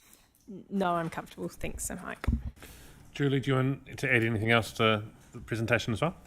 No, look, I think we'd probably just be asking questions as they arise at this point. Okay, cool. Thank you, Mike, for that question. First question from me. We've heard from our community that we're rushing this, and why don't we just slow down and wait and see what happens and then make these decisions? But if I heard you correctly, in my own understanding around this, is the deadline is really that water services delivery plan, which is contingent on us making a decision on whether or not we remain in-house plus or asterisk or move to a WSCCO model. So it doesn't really matter which of those two options we determine. We have to make this decision now to enable the water services delivery plan to meet the 4th of September deadline. Is that right, or do we have the ability to delay this and not make a decision now? Well, look, the key date here that the preliminary arrangement sets is that your water service delivery plan has to be submitted by no later than 3 September. What we are seeing across the country is that certain councils are looking to go early and provide theirs to DIA in advance of that date to try and avoid the flood, I suppose, of plans all being lodged in late August, early September, because we expect that that's going to lead to a delay in the actual approval of those documents by DIA. So yes, the date there is 3 September. In our view, it's best to get on and make the decision so that your team internally has enough time to fully develop its water service delivery plan, and then allow you to go through the extra process involved to consider that and then adopt it as a council. And as I mentioned, there is also the CE certification process, which has to be satisfied before the plan is sent to DIA. Thank you. And the timing for the current Bill 3, there's no ability to wait for that to land to create certainty for this decision, because it's probably going to land and be finalised only days before the water services delivery plan needs to be finalised and submitted. I think that's probably a point of advocacy for LGNZ or others, Sam, but no, the bill has always been considered as a separate piece of legislation. The PA Act is what sets the hard deadline that has to be complied with now. And so, as I said, it's a little bit unfortunate that the timing hasn't lined up, but perhaps we can take an indication from that there is not a huge amount that might change in the bill. There have been a number of submissions made from across the sector and other agencies, including audit, to try and get some early clarification on some of the policy decisions made as part of the Select Committee's consideration of Bill 3. And so we're hoping that we'll get some clarity on certain important aspects in advance of that date. Great. I also note that there is an ability for the Minister to consider an extension to the deadline for a WSDP, but the circumstances in which that extension will be granted are incredibly limited, and they only relate to where a council anticipates forming a joint arrangement, which won't apply here because that's not currently on the table. Thank you. And at the last 2 local government meetings with the Minister, he's reiterated, if you need help, ask for help now. Don't come asking for, the dog ate my homework type excuse at the end of the process on September the 3rd, because you need an extension at that point. And so finally, Mike, question for me is, the work that we're doing now meets existing Act requirements of us, not this uncertain bill that is floating around, because it's come back to us through consultation as well. Yeah, that's right. I did see a few of those comments come in through submissions, and I think what we are dealing with here is a new world in relation to decision making around water. This policy is new, so it's not surprising that some in the community might have found it confusing, but attempts were made through the consultation information that was prepared by the council to make it quite clear that this was the Act, the PA Act, which required the council to consult and then make this decision. And Bill 3 was still under development and doesn't in fact create any strict legal requirements on the council until it is enacted. Thank you. Julie? Just one quick point I wanted to add across, and this is, I think, when we talk around what the scope of the decision you're being asked to make next week is this has kind of been how I've framed it up to help myself understand it, which is you're being asked to make a decision on what the model will be to allow the water services delivery plan. The other elements that come to as to how that is implemented, what does a constitution look like? What does a statement of expectations look like? What is the timeline for implementation? Those are decisions that are separate to the decision to set up. They can be done at the same time, but they are different decisions. And I think it's really important to kind of draw that distinction between implementation and decision on model. Thank you. Elizabeth? Thank you. That was a brilliant presentation, Mike. Really, really thorough and, very clear and concise. Wesco in-house, Te Matua Arawai or the Commerce Commission, who's going to have the final authority and say on the water services charges rated to our communities? Right, so the water services charges, this is all captured in Bill 3. If you stay with an in-house model, you will be required to set rates as per your current approach to provide the necessary revenue for your ongoing delivery of water services. But the tools you have available to you to service growth or pay for growth will be through a development contributions policy and any contribution that you want to make through a general rate or something similar. What you will need to do, though, is satisfy that ring-fenced revenue requirement and also the revenue sufficiency principle that exists in Bill 3.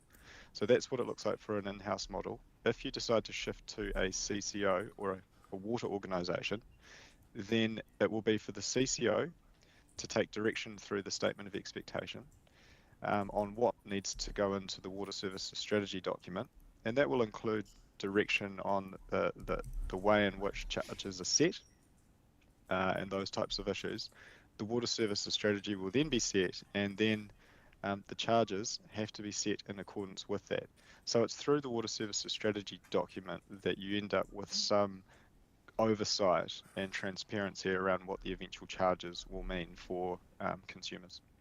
So I'm just still a little bit unclear of the Commerce Commission's role around affordability. If we're setting, or the Wesco is setting, what we rate the community, where do they come into that with that affordability model? Yeah, so this is something that was picked up in submissions that were made by a number of our clients in particular. There is no current reference in the water services bill, so Bill 3, to affordability of charges. Now, that was a term that featured in the former government's reforms, and so submissions have been made from a number seeking for that concept to be brought in. The bill sets up a requirement for there to be revenue sufficiency. Now, that doesn't mean affordability, but at the same time, through the SOE, there is going to be an ability for shareholding councils to introduce that concept. And I note that there is a potential, slight tricky aspect for councils to navigate as well if they are retaining water services in-house, because they will be required to set rates in accordance with the relevant provisions in Part 6 of the Local Government Act, but also required to give effect to the principles in the bill, which again say revenue sufficiency is needed. So there's another tension there between affordability, which is a consideration when setting rates, how the benefits need to be paid for by certain areas of the community, and indeed the requirement to ensure revenue sufficiency. I do expect that when the Commerce Commission gets properly geared up to regulate, there will be a better understood framework around what a revenue threshold regulation model looks like, and price quality regulation. And it may well mean that there is greater oversight of charging levels, and that will be from both councils through rates and water organisations through charges. But we're still in the dark a little as to the detail around that. Thank you. Megan. Yes, kia ora. I had a number of questions, but I've tried to consolidate them down into 3 themes, because my role here is just to represent a view of mana whenua. So I won't be a decision maker or voting on this, but to enable that view, I've had to engage with Taumutu people to test what they want me to be advocating for them here. And so I distilled it down into the 3 kind of key legal concepts, and it's very similar to what we heard in the hearings, is who has control, what's the level of accountability, and how can we enable partnership or shared services economy of scale. So my questions are about those 3 concepts, and I think you've done a really great job at presenting that already. And so what I heard from you about accountability is that there's going to be under a CCO, a higher level of transparency and accountability through the reporting that needs to occur and the legal documents that set the expectations. Is that correct? Yes, so I think the point I was trying to make there is that there is a high degree of accountability under this new framework. And there is accountability under the Local Government Act, of course, because you need to adopt your LTP. That includes your infrastructure strategy and all of the other relevant documents. But this framework builds on that because it requires a water services strategy, which is equivalent to the LTP and its related material, but it then also builds from that and requires an annually produced report and then an annual budget. So the same concept comes in through this bill and will apply to CCOs in the same way as it would apply to TAs, councils who decide to stick with in-house. The additional layer, I guess, of accountability is that under the Local Government Act, your council produces these documents and every 3 years is audited.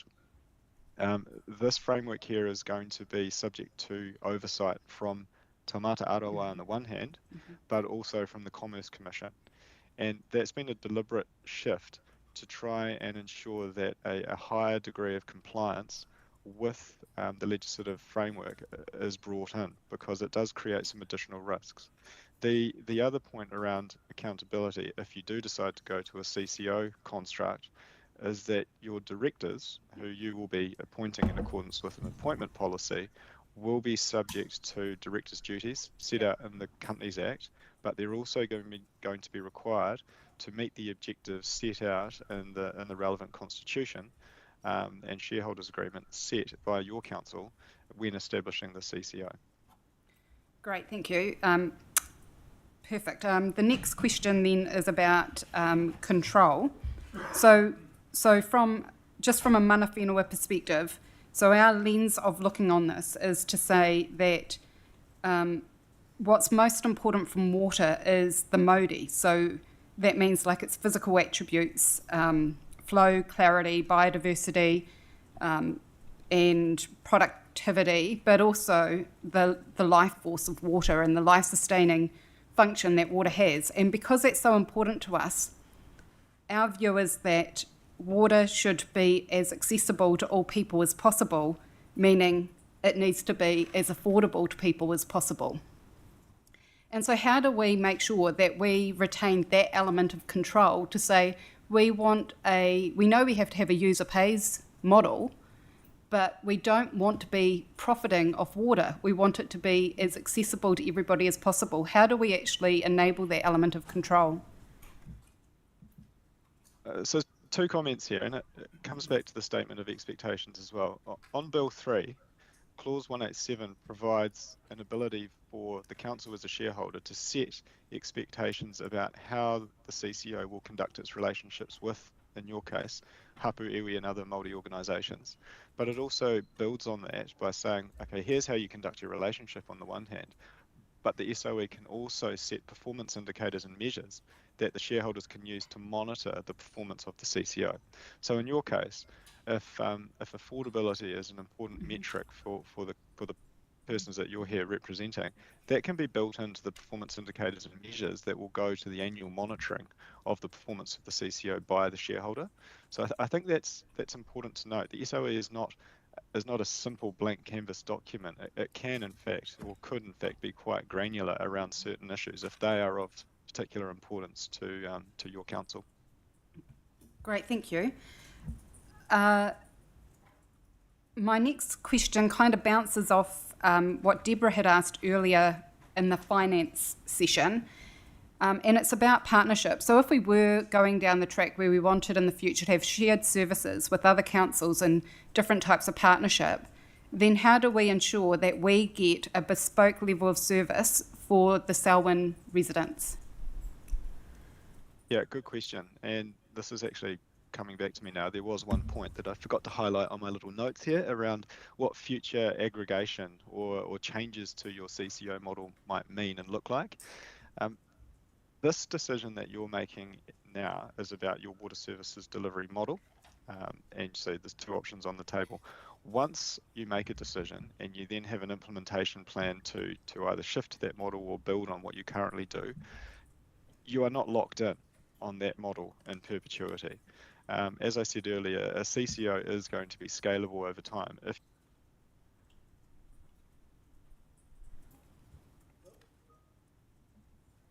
Excuse me there, am I still coming in loud and clear? Yes, you are. Thank you, just had a headset battery issue. So there is an ability to go through what's called a change proposal in Bill 3. We haven't yet seen what those provisions look like or what their final form will be, but those provisions have been included to provide a future ability to change your model to a different type of model so that it could become a single CCO moving to a multi-council CCO with some specific process steps around that, which include consultation. And that was a question that was raised earlier around whether the community will be involved in that aggregation shift. The answer to that on the face of the bill is yes. Now, through that change proposal process, you as a shareholder of a CCO will have the ability to carefully consider whether or not you want to change, and that will involve an assessment of the benefits and disbenefits of making the change, and indeed whether it financially is a sensible thing for the council to do. Now, the process in terms of going through that change proposal is obviously something for the council to bear in mind, but it's not for now. It's a future decision that doesn't need to be tackled. All I wanted to make the point on is that the bill does contemplate change. It doesn't preclude it, and that will provide you with an ability to consider a raft of options if they're on the table with neighbouring councils or other councils in the South Island or elsewhere. That's really helpful. So I guess my final question does just build on that to say, so if we're looking at two different legal entities, which of these two is an easier model to partner with?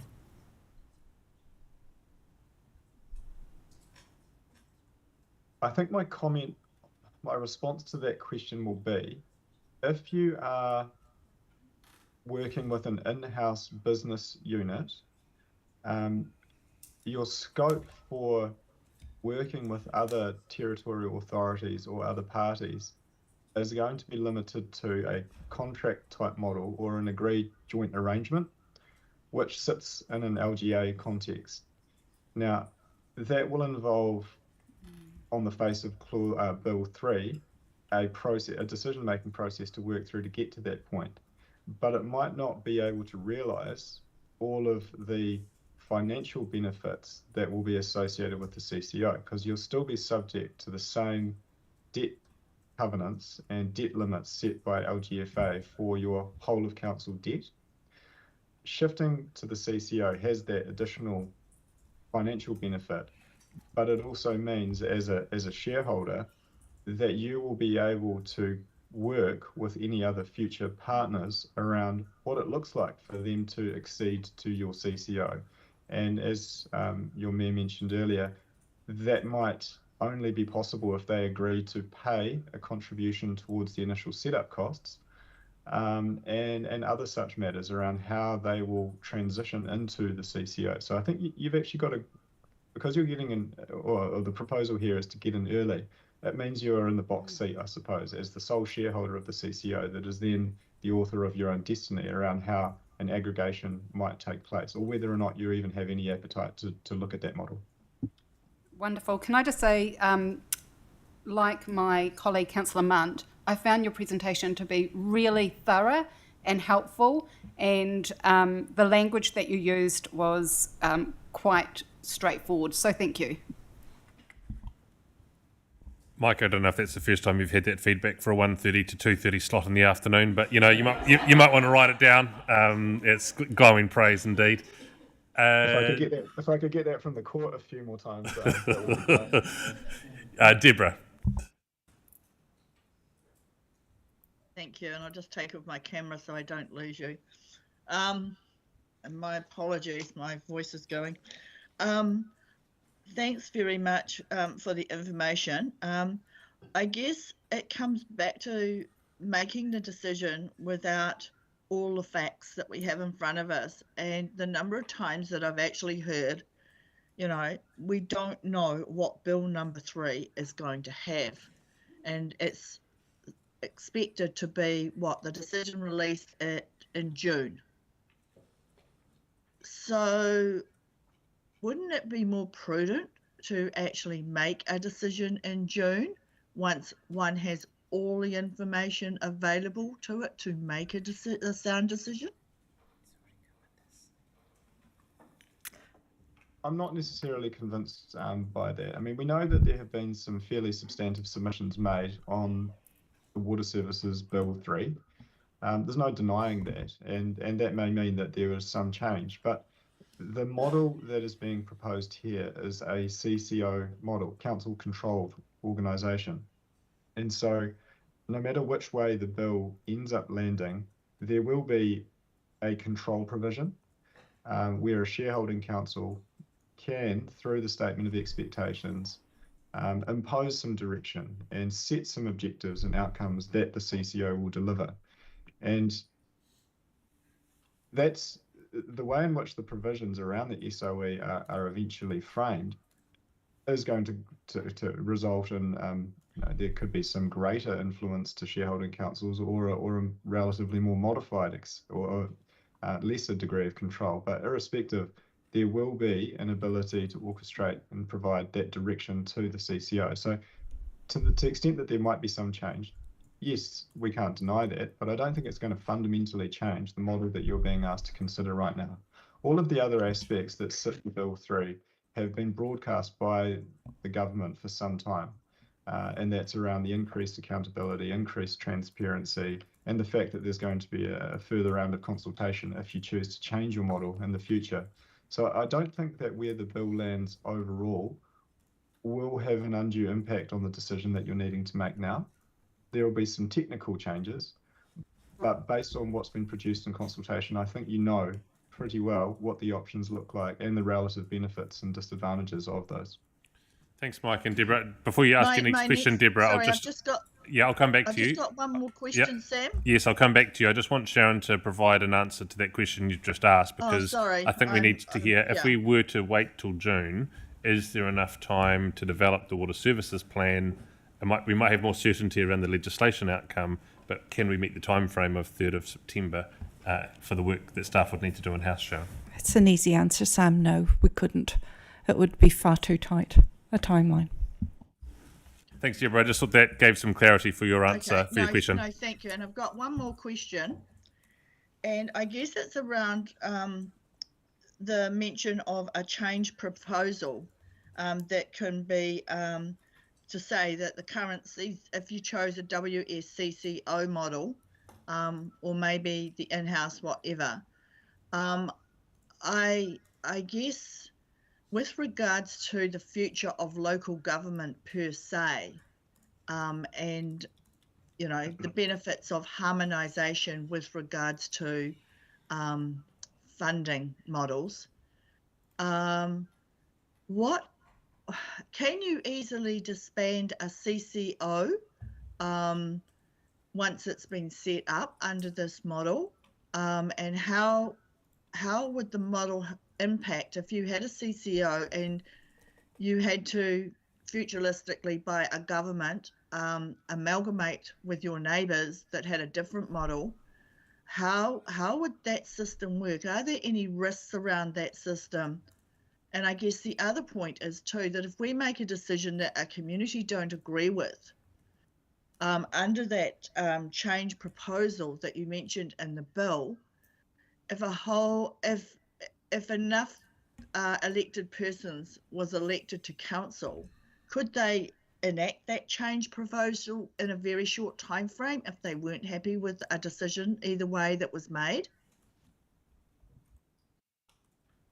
Okay, I'll touch on the first one to start with. You asked the question on whether it's possible to disestablish a CCO.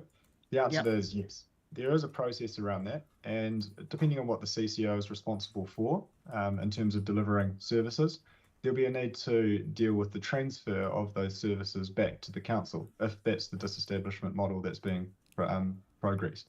So the Bill 3 specifically addresses this through the change proposal provisions.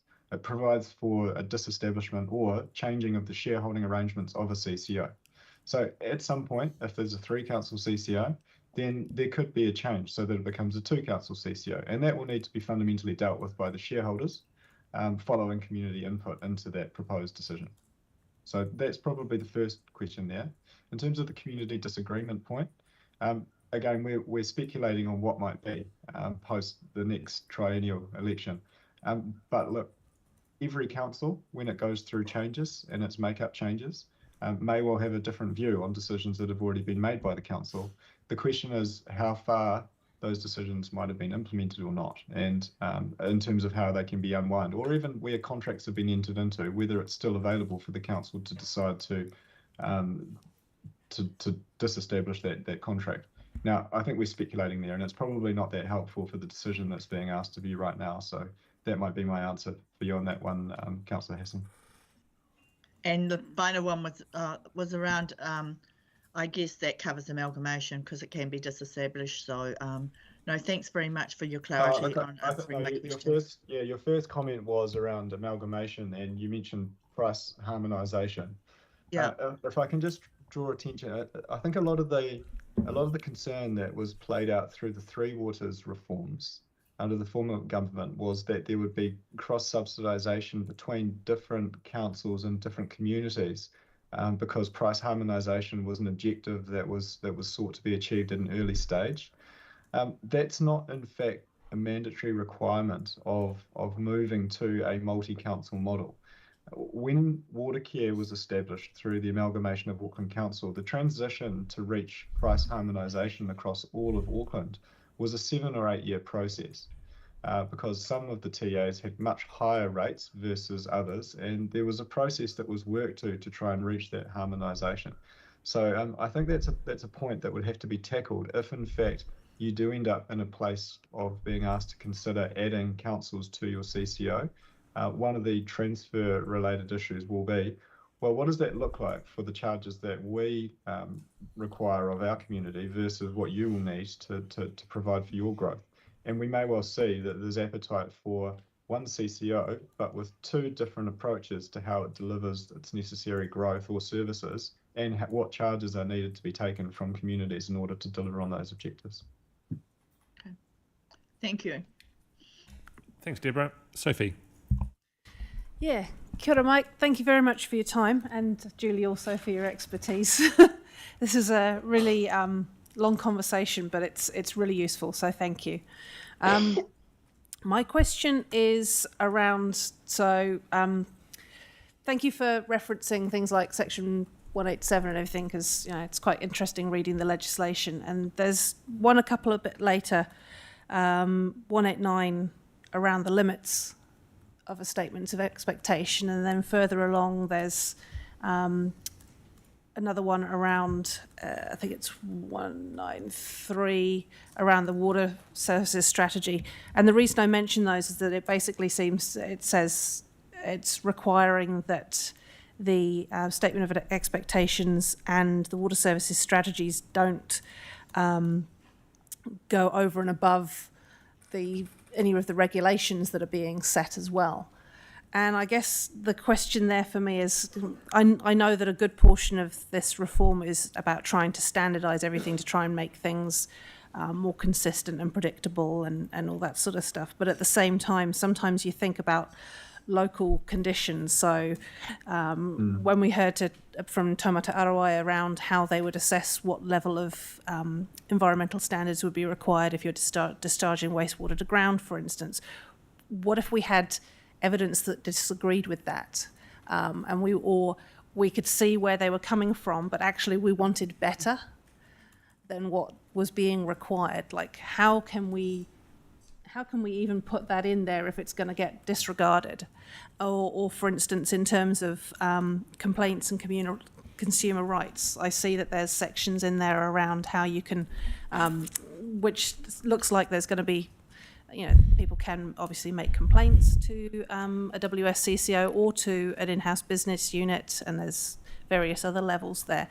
But in terms of rates, for instance, we have something around rates remission, which is admittedly administered by central government, not by a council. But it does mean that if you've got particularly low-income households, then there is a certain level that things can be reduced by, so that it makes that a bit more of that affordability thing comes into play.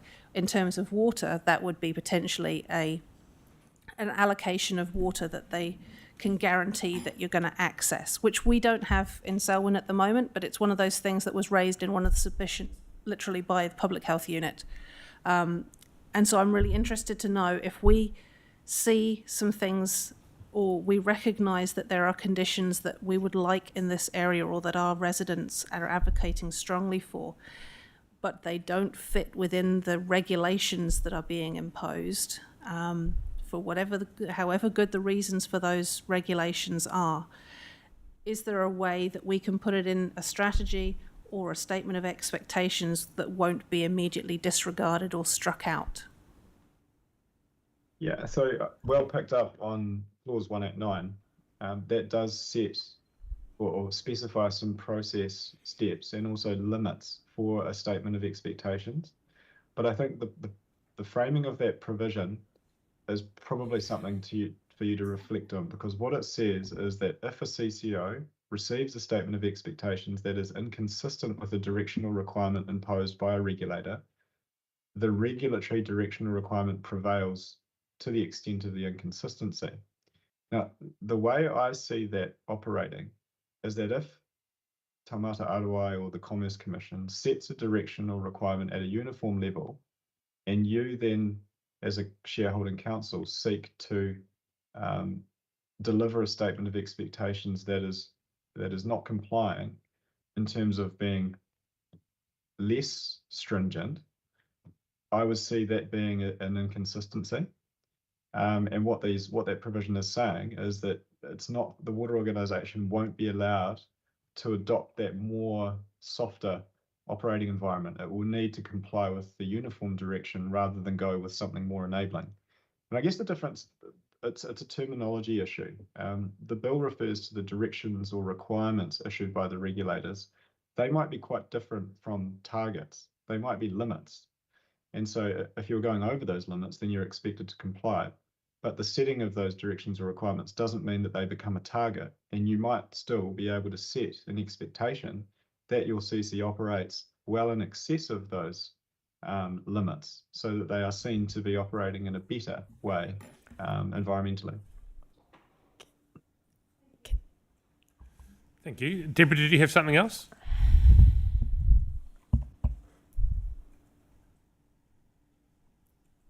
No? Great. Anything further in the room and questions for Mike? Julie? No, sorry, just the other thing I wanted to add on to the question was, Mike, correct me if I'm wrong, but we did also pick that point up in the submission that we made on the bill, and we did put that forward, that there needs to be greater clarity around that language as well. Megan. Sorry, another go at it. I just had one more question that I thought was worth just being answered. In the hearings, we heard a bit of concern from submitters about how the debt will be secured and whether their personal property will be at risk. And I just thought it would be worthwhile just dealing with that. Is this coming back to the uncalled capital structure? Capital facility? So any debt that council leverages, so in terms of the hearing, we had some submitters who were concerned that that debt would then be registered against their property title, and that their houses were at risk should we fail to meet our debt obligations. You might be best to ask that question of someone that's a little bit closer to the way in which the council manages its debt program, but my initial feeling there is that there's not really a risk of that occurring. And it was just really a legal question of, can we actually secure debt against other people's personal property? No, we can't. Yeah, great, thanks. Yep. Thank you. Mike, before you go, you've been involved in this work for a long time, over many years, and we've seen at the moment, you talked earlier, 4 entities, 10 entities, now the option for there to be nearly 70 different entities running water. If all councils were just to keep it in-house themselves. But what we're seeing across the country is some want to have conversations about regional CCOs and setting things up. Some of those progressing, Waikato, or a couple in Waikato are doing that, some in Otago Southland, North Canterbury, and others maybe starting off on those conversations to do things together, but then it not being able to occur for whatever reason locally.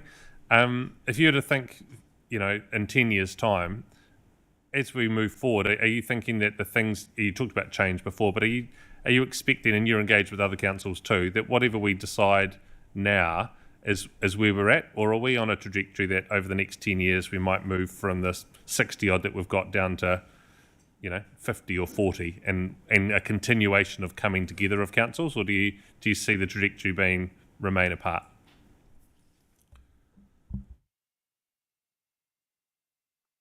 I'd love to say this should be Chatham House rules, but I don't think I've got that ability, do I?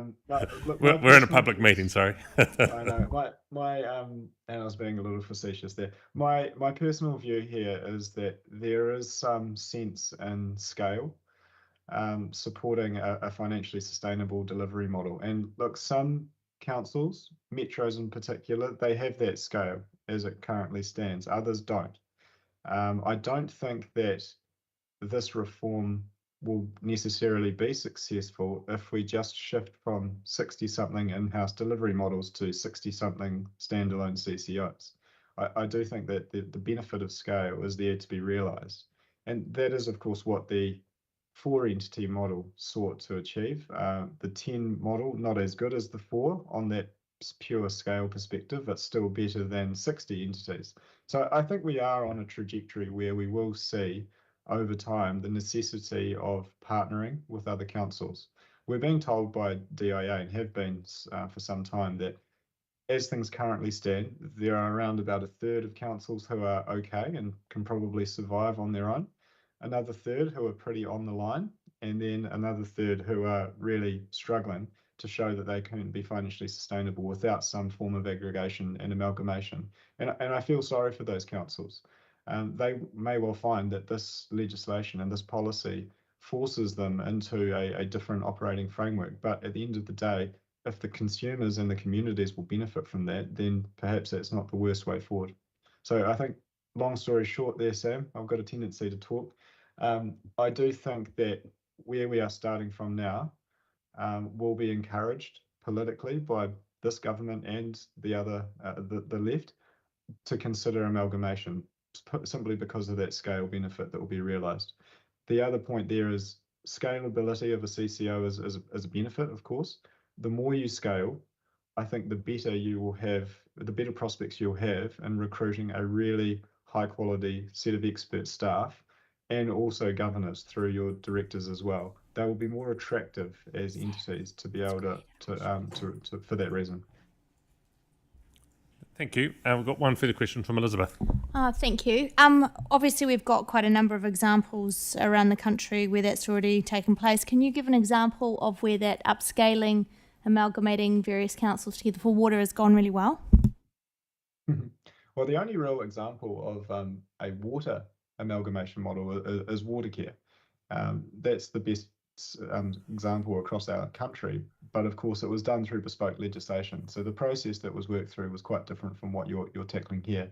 But I mean, Watercare has, I think, had its difficulties. It's taken 10 to 13 years to get to where it is now, but the scale of the infrastructure program that it has before it, and the fact that it has been able to harmonise charges and keep them to a relatively modest level versus the way water charges are being projected elsewhere across the country, I think adds to the story around how it has delivered benefit for the Auckland ratepayer community. Thank you. Julie, do you have an answer to that? Or Sophie's got another question and then we'll come to you to wrap up. Yeah, no, that's fine. I was just going to say that to clarify, nobody has moved under this legislation yet. So as Mike said, that Watercare example is under quite a different regime, and it had its own specific set of enabling legislation. So there isn't a model under this legislation yet. I guess I was just looking for that economy of scale example. Thank you. And Sophie? Yeah, sorry to come back with another one, but the last question reminded me that we've had several people, and I don't know who's best placed to answer this one. There is a common conception that Wellington Water is a WSCCO, but I know that the legislation wasn't in place at the time that they formed that. So I was just wondering if somebody can give us a quick rundown on why the new models that are being proposed are not the same as what Wellington Water operates under. So I can. Okay. Just to jump off, and then I'll hand over to Mike. So Wellington Water is a management company. It is not a water CCO. It does not own its assets, and it does not responsible for setting asset management plans. It is quite a different entity to what we are seeing here. Yeah, that's exactly right. I agree with what Julie said there. It has a different structure around it, where because it doesn't own its assets and it's not autonomous in terms of setting its own strategic priorities, objectives, and growth plans, it relies on its shareholding councils to each go through their own accountability decision-making process. And the issue that creates is every so often we hear stories on the front page of Wellington Water having to go cap in hand to separate councils to ask for more money to deliver services within those boundaries. So it loses its efficiency because it doesn't have that separate ability to make strategic decisions. Thank you. And a way I've found helpful to think about that is it's similar to the way the NZTA functions with us around the setting of our long-term plan budget. When NZTA says, yeah, we're with you on these projects, we talk to the community, they say they'll do it, we then think we're doing it, and then NZTA comes back and says, oh, no, now we're not going to fund you. There's no certainty and we're not actually able to control that outcome for transport. In the same way, Wellington Water was unable to set its own space because although councils might have intimated that they would support the plan, as soon as it came to trying to find the funding, it wasn't always forthcoming. So different across water and transport, but the relationship and the inability to be strategic and control your own destiny is the same. Julie, do you want to finish with any further comments on legal? No, I don't think I need to add any gloss. You probably heard enough from the lawyers today, but thank you. Thank you. Well, thank you for the legal team for that, Mike, for joining us. Really appreciate your contributions. Thanks, everyone, and best of luck with these decisions. It's been a great conversation. Yeah, I was just going to say. Great. We're just hitting the 2-hour mark, and so normally have a break, but just checking, Sharon, do you want to talk through what is next as far as content before we take a break, and then we'll think about coming back and having some discussion from councillors around what we've heard and unpacking some of that and where we're all at. Firstly, I'd just like to say thank you to everybody, councillor, staff, members of the public, that it's been a really good discussion. We've come to the end of our presentation, and so my expectation is that we will hand over to Mayor Sam to then chair for discussion and direction. Cool. It's just gone after 3. We'll adjourn the meeting and begin again with that at 3:20.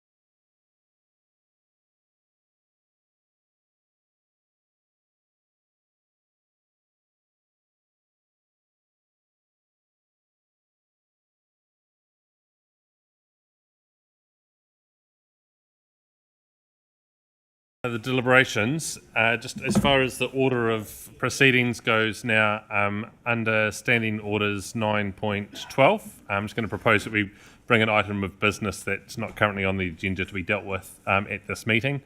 The reason that the item is not on the agenda is it's been discovered in the process that Council used this morning to adopt our annual report requires an amendment to ensure full compliance with the LGA. This item for discussion can't be delayed to a subsequent meeting as the annual report has to be adopted today. And a report to support the discussion on this item has been circulated to all councillors. You've got that now.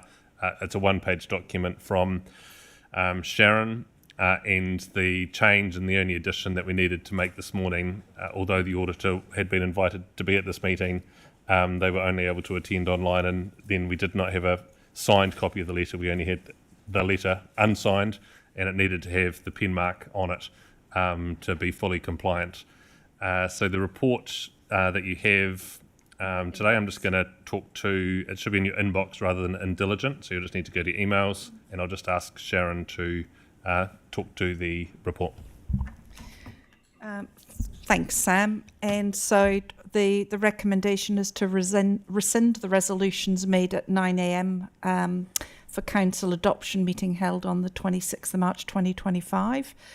Note that on the 24th of March 2025, the Audit and Risk Committee endorsed the draft annual report for the year ended 30 June 2024 for adoption. Approved the letter of representation for the year ended 30 June 2024, signed by the Mayor and Chief Executive at the Council adoption meeting on 26th of March 2025. Note that subsequent to issuing the signed letter of representation, Audit New Zealand has issued their independent auditor's report that the Council adopt the annual report for the year ended 30 June 2024 at the meeting on the 26th of March 2025. So just to be absolutely clear, you had all the correct documentation. The element that was missing was the auditor's signature, and that signature has now been applied, which is to meet legal requirements. And we are doing this at the request of the auditor, and so that's why we've brought the paper to you now. And as Sam said, we're within our ability to do that within standing orders. Thank you. And Sharon, the last paper had an F on there, which was the ability for you to amend anything as required of a minor nature. That hasn't been included here, but is that because that's been done and that doesn't need to happen? Thanks, Sam. So just confirming those amendments have been made, and I think the last one was Lydia's name. That has been corrected, so that has been removed. Cool, thank you. Can I remove and seconder for the report? Malcolm, thanks. Lydia, seconded. Any discussion? All those in favour say aye. Anyone against? Declare it carried. Thank you. We'll now move back to today's discussion of substance, which is the conversation around local water done well. It's been a really good few hours of hearing from experts around the decisions that are in front of us, and I think it just highlights the complexity that councillors we're all faced with as elected members to hold not just one of the views that the experts has brought, but all of those views and all of the different ways in which they may affect our decisions and also the outcomes for our community. So there's an opportunity now for you to raise any further questions or things that you have been mulling over or thinking about, or stuff that you'd like to challenge us to think about as a group. Today's not the decision-making day. That will be next Wednesday. But if you've got things that you'd like us to consider, or other people to consider, then I think that's important. And Megan, it would be good to have Mana Whenua's voice before we get to that into this now as well. So if you'd like to share Mana Whenua's views, and then we'll just open the floor to others in the room who might want to bring perspectives. Yep, sure. And I guess I'm in a unique position, unlike the rest of the councillors here who are still yet to process all the information and make a decision. I've been given some pretty clear guidance already on what Taumutu's position is, and so that puts me into a unique position where I can share a perspective. In saying that though, I've processed all of the information that's been received today to determine and weigh up whether or not that would actually change Taumotu's position. And I think it aligns with Taumotu's position, so I'm quite confident that nothing that I've heard today would change what I've already engaged with my community. And the only other thing to share is a little bit of context around Ngāi Tahu and Ngāi Tuahuriri, and it's to say Taumotu and Ngāi Tuahuriri are mana whenua here in the Selwyn district, and Ngāi Tahu will always support the position of mana whenua rather than take a position outside of us. We had the benefit of talking with Ngāi Tuahuriri to make sure that we had an aligned position, and I'm representing the views of Taumotu, but in saying that, I know that they reflect, not the detail, but reflect an agreement or aligned position with Ngāi Tuahuriri. So that's the context. The other context that I think is really important to note is that our marae will not be directly affected by the decision made today. And that's because, like many of the submitters that we heard last week, we have our own drinking water supply and we have our own wastewater systems.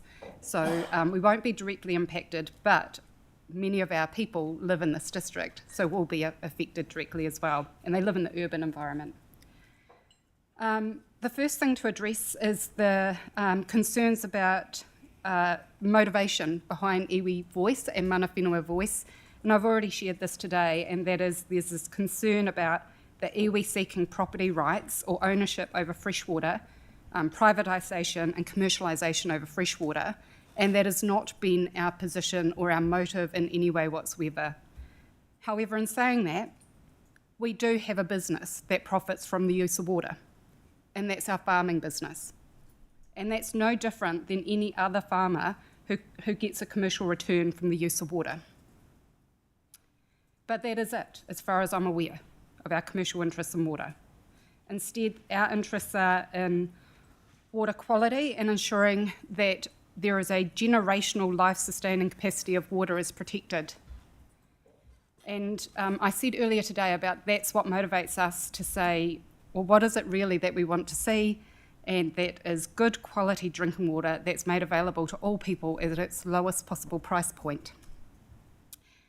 And based on that, our preference was to have we thought that a water CCO was a preferred model, and that's for a few reasons. First is greater efficiency through sole focus, being able to really focus this business on drinking water and wastewater services will enable a clearer KPIs to be met. We'll be able to set really clear direction of what's important to us. And I was saying to some councillors over the break about the example that Taumata Arawai gave about the improved drinking water standards by moving the responsibility for regulatory oversight from health boards over into Taumata Arawai, and that resonated with me.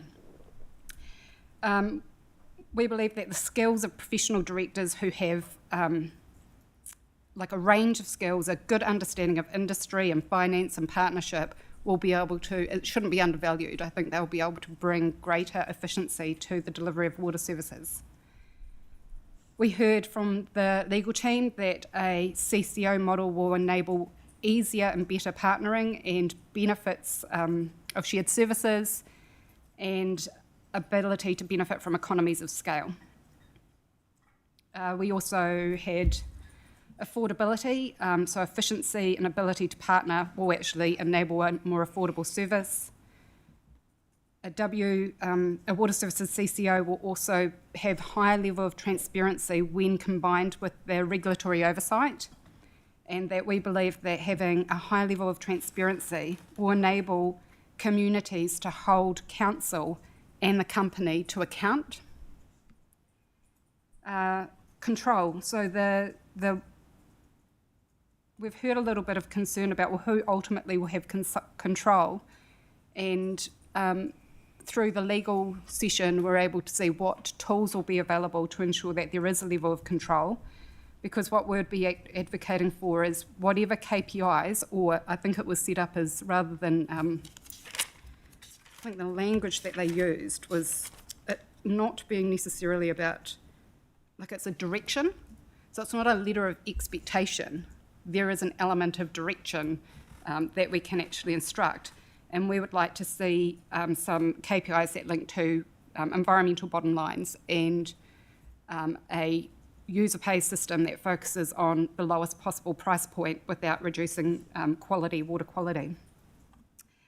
The only other two reasons are finance, that we know that we're moving in, well, we're continuing with a significant growth phase over the next 30 years, and that we believe that further borrowing will be required to enable the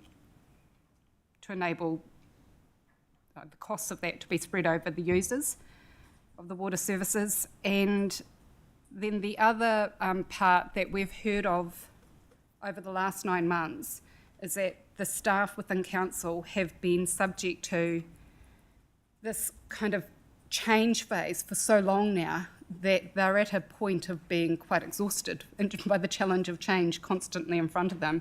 And so from our perspective, manaakitanga goes to say staff need some certainty.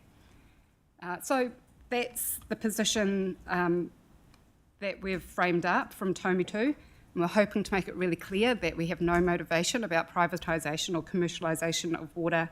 And the only other thing to say is I wanted to congratulate Sharon, you and your team. Today's session has been really informative, and I know that it's been come together under a tremendous amount of pressure, but it's been a really great session, and I just want to commend you and the staff and the professionals that have been engaged. Thank you. Thank you, Megan. Should we just run around the room, come this way? Sophie, do you have anything you want to add or say?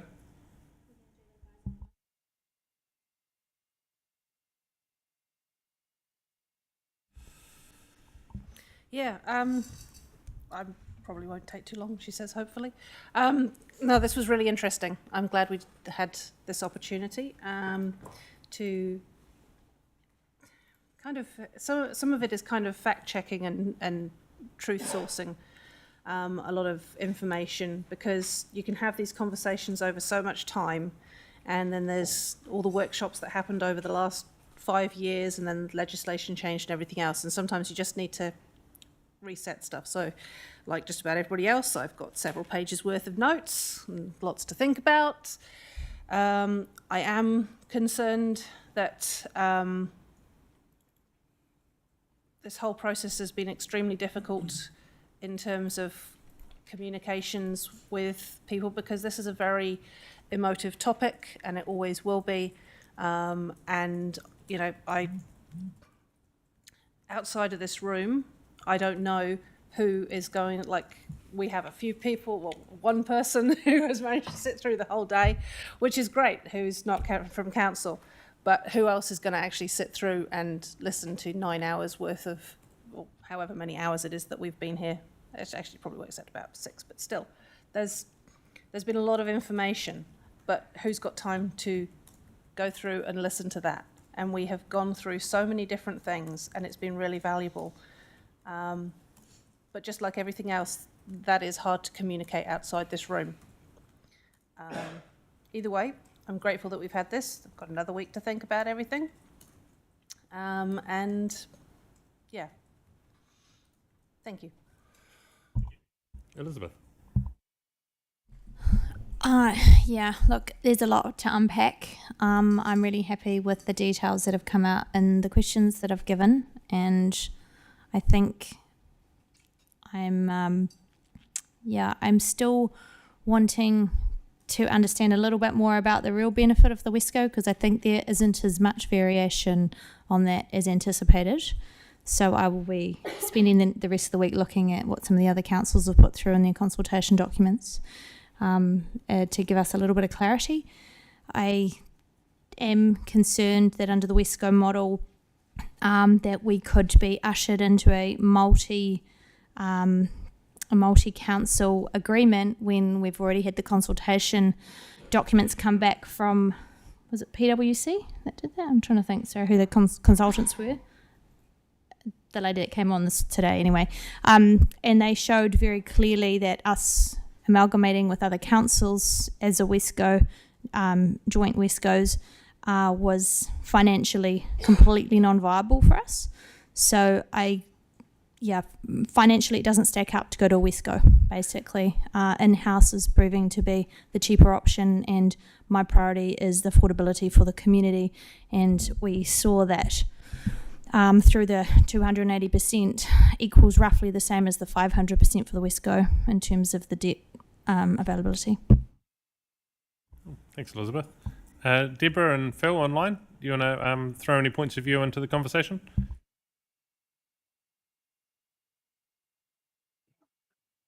Yeah, I've got a couple of things I can go first if you like. Yeah, sure. First of all, I guess I'd like to understand a wee bit more around the documents that we use for consultation. We obviously agreed on that some time ago, but there seems to be some inconsistency and some misunderstandings that came from our community. We saw that in our feedback, and I guess I just wanted to make sure that our consultation was robust, because there seems to be lots of areas that were misunderstood by our community. The next thing that I had, and I'll just quickly rattle off all three. These are in no particular order. The next one is the document talks about resilience, and I kind of want to ask the question: why will a Wesco provide enhanced resilience in the face of population growth that will ensure a water infrastructure to ensure that water infrastructure can handle increased demand? Now, I guess I don't need an answer for that now, because I just need to know whether that's a safe statement, because I can replace that statement with an in-house model, which is ring-fenced, will provide enhanced resilience. And I just want to compare the two of them together. And the last thing I have here is, I'm flicking through my notes, is if we were to go down the path of a CCO or an in-house model, when and how will we know whether an LTP amendment will be triggered for either option? So they're my sort of off the cuff notes. So it's been everything else has been sort of asked throughout the day. So yeah, that's me. Thank you. Thanks, Phil. And rather than answering those right now, we'll staff are writing down some of the questions that have been asked, and we'll make sure they come back round to councillors as the questions were from last week too. Thank you. Deborah?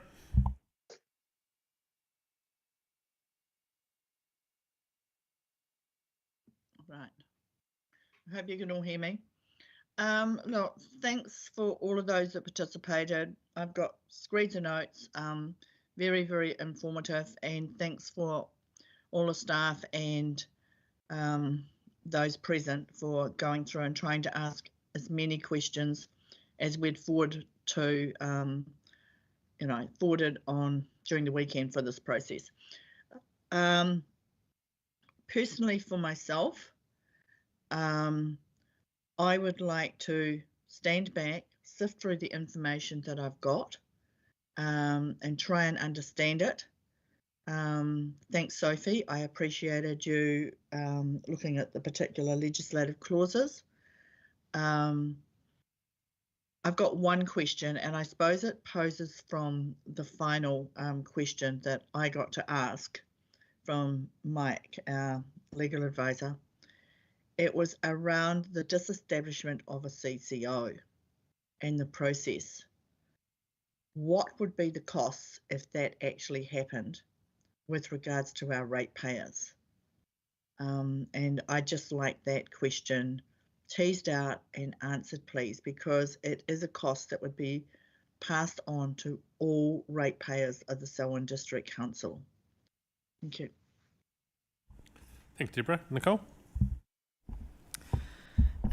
I echo the comments that have been made about a very informative day. I've still got a lot to sort of unpack, think about that, but it's definitely given sort of more food for thought, and to actually have it all in one day and to have all of those questions answered and such like has been is really helpful. Thanks.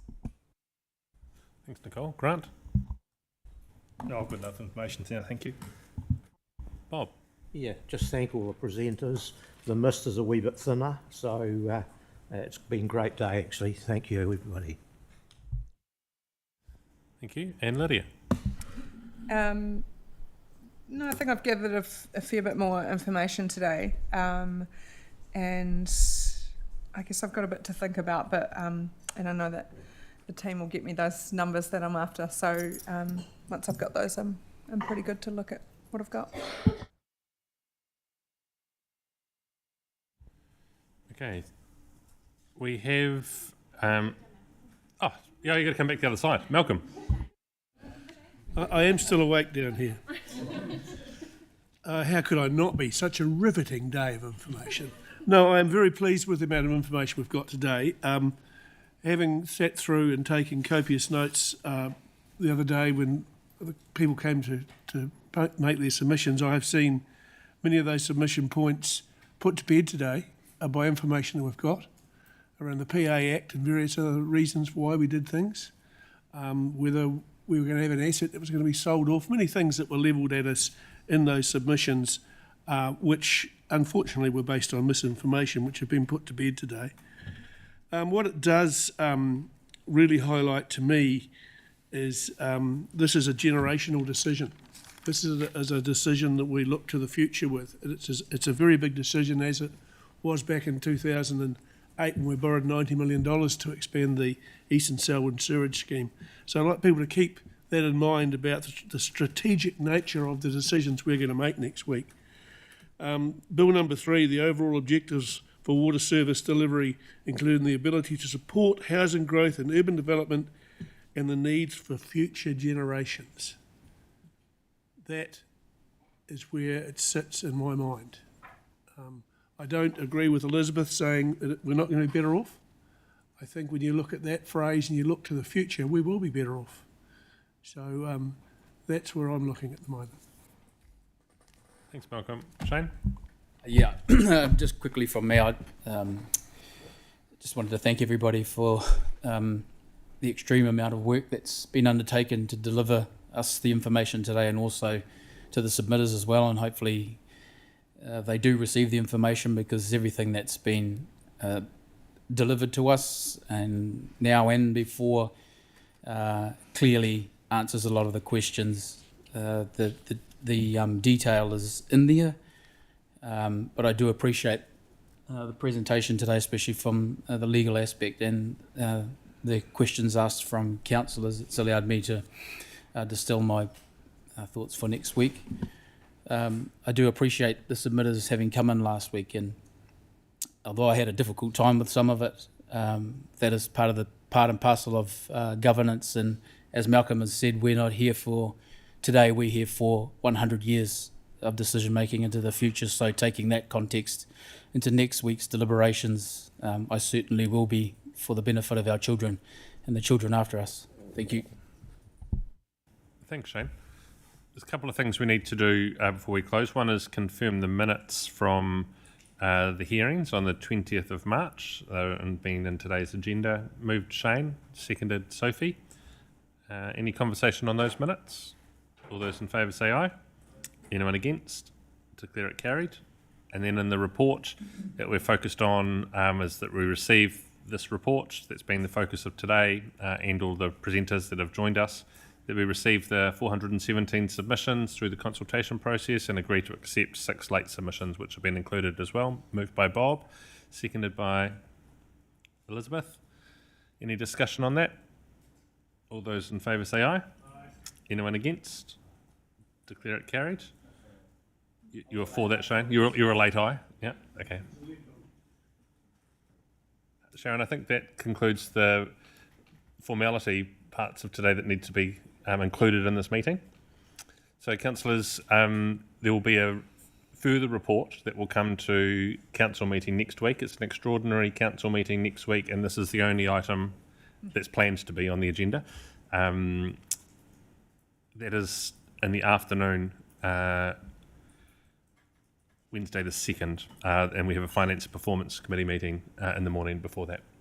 Anything, closing comments, Sharon, you'd like to give? I just simply want to thank my team for the outstanding job, and noting that many of you have been ill and continue to be ill through the process. So, and you've worked through the weekend as well. So I want to thank and acknowledge your hard work.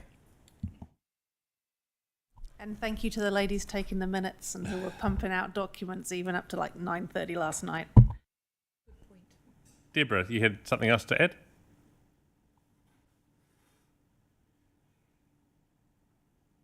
We can't hear you, Deborah. I'm struggling. Yep, we can now. Just with regards to the resolution that we're going to have next week, will it be a staff recommendation or will it be an open recommendation that will be voted on? We'll bring forward a staff recommendation. So just to follow, if a staff recommendation is not supported, for those listening, under our standing orders, how do you proceed with the other option? It becomes self-evident that the other option wins. So whatever the option is, if it's supported, then it's supported, and if it's not supported, we've only got one of two options here. Okay, thanks for explaining that, Sam. Cheers. Cool. I'll close today's meeting. Kia whakaeria te tapu, kia wātia ai te ara, kia turu ki whakataha ai, kia turu ki whakataha ai, home year, hui year, tai kia. Kia ora everyone, and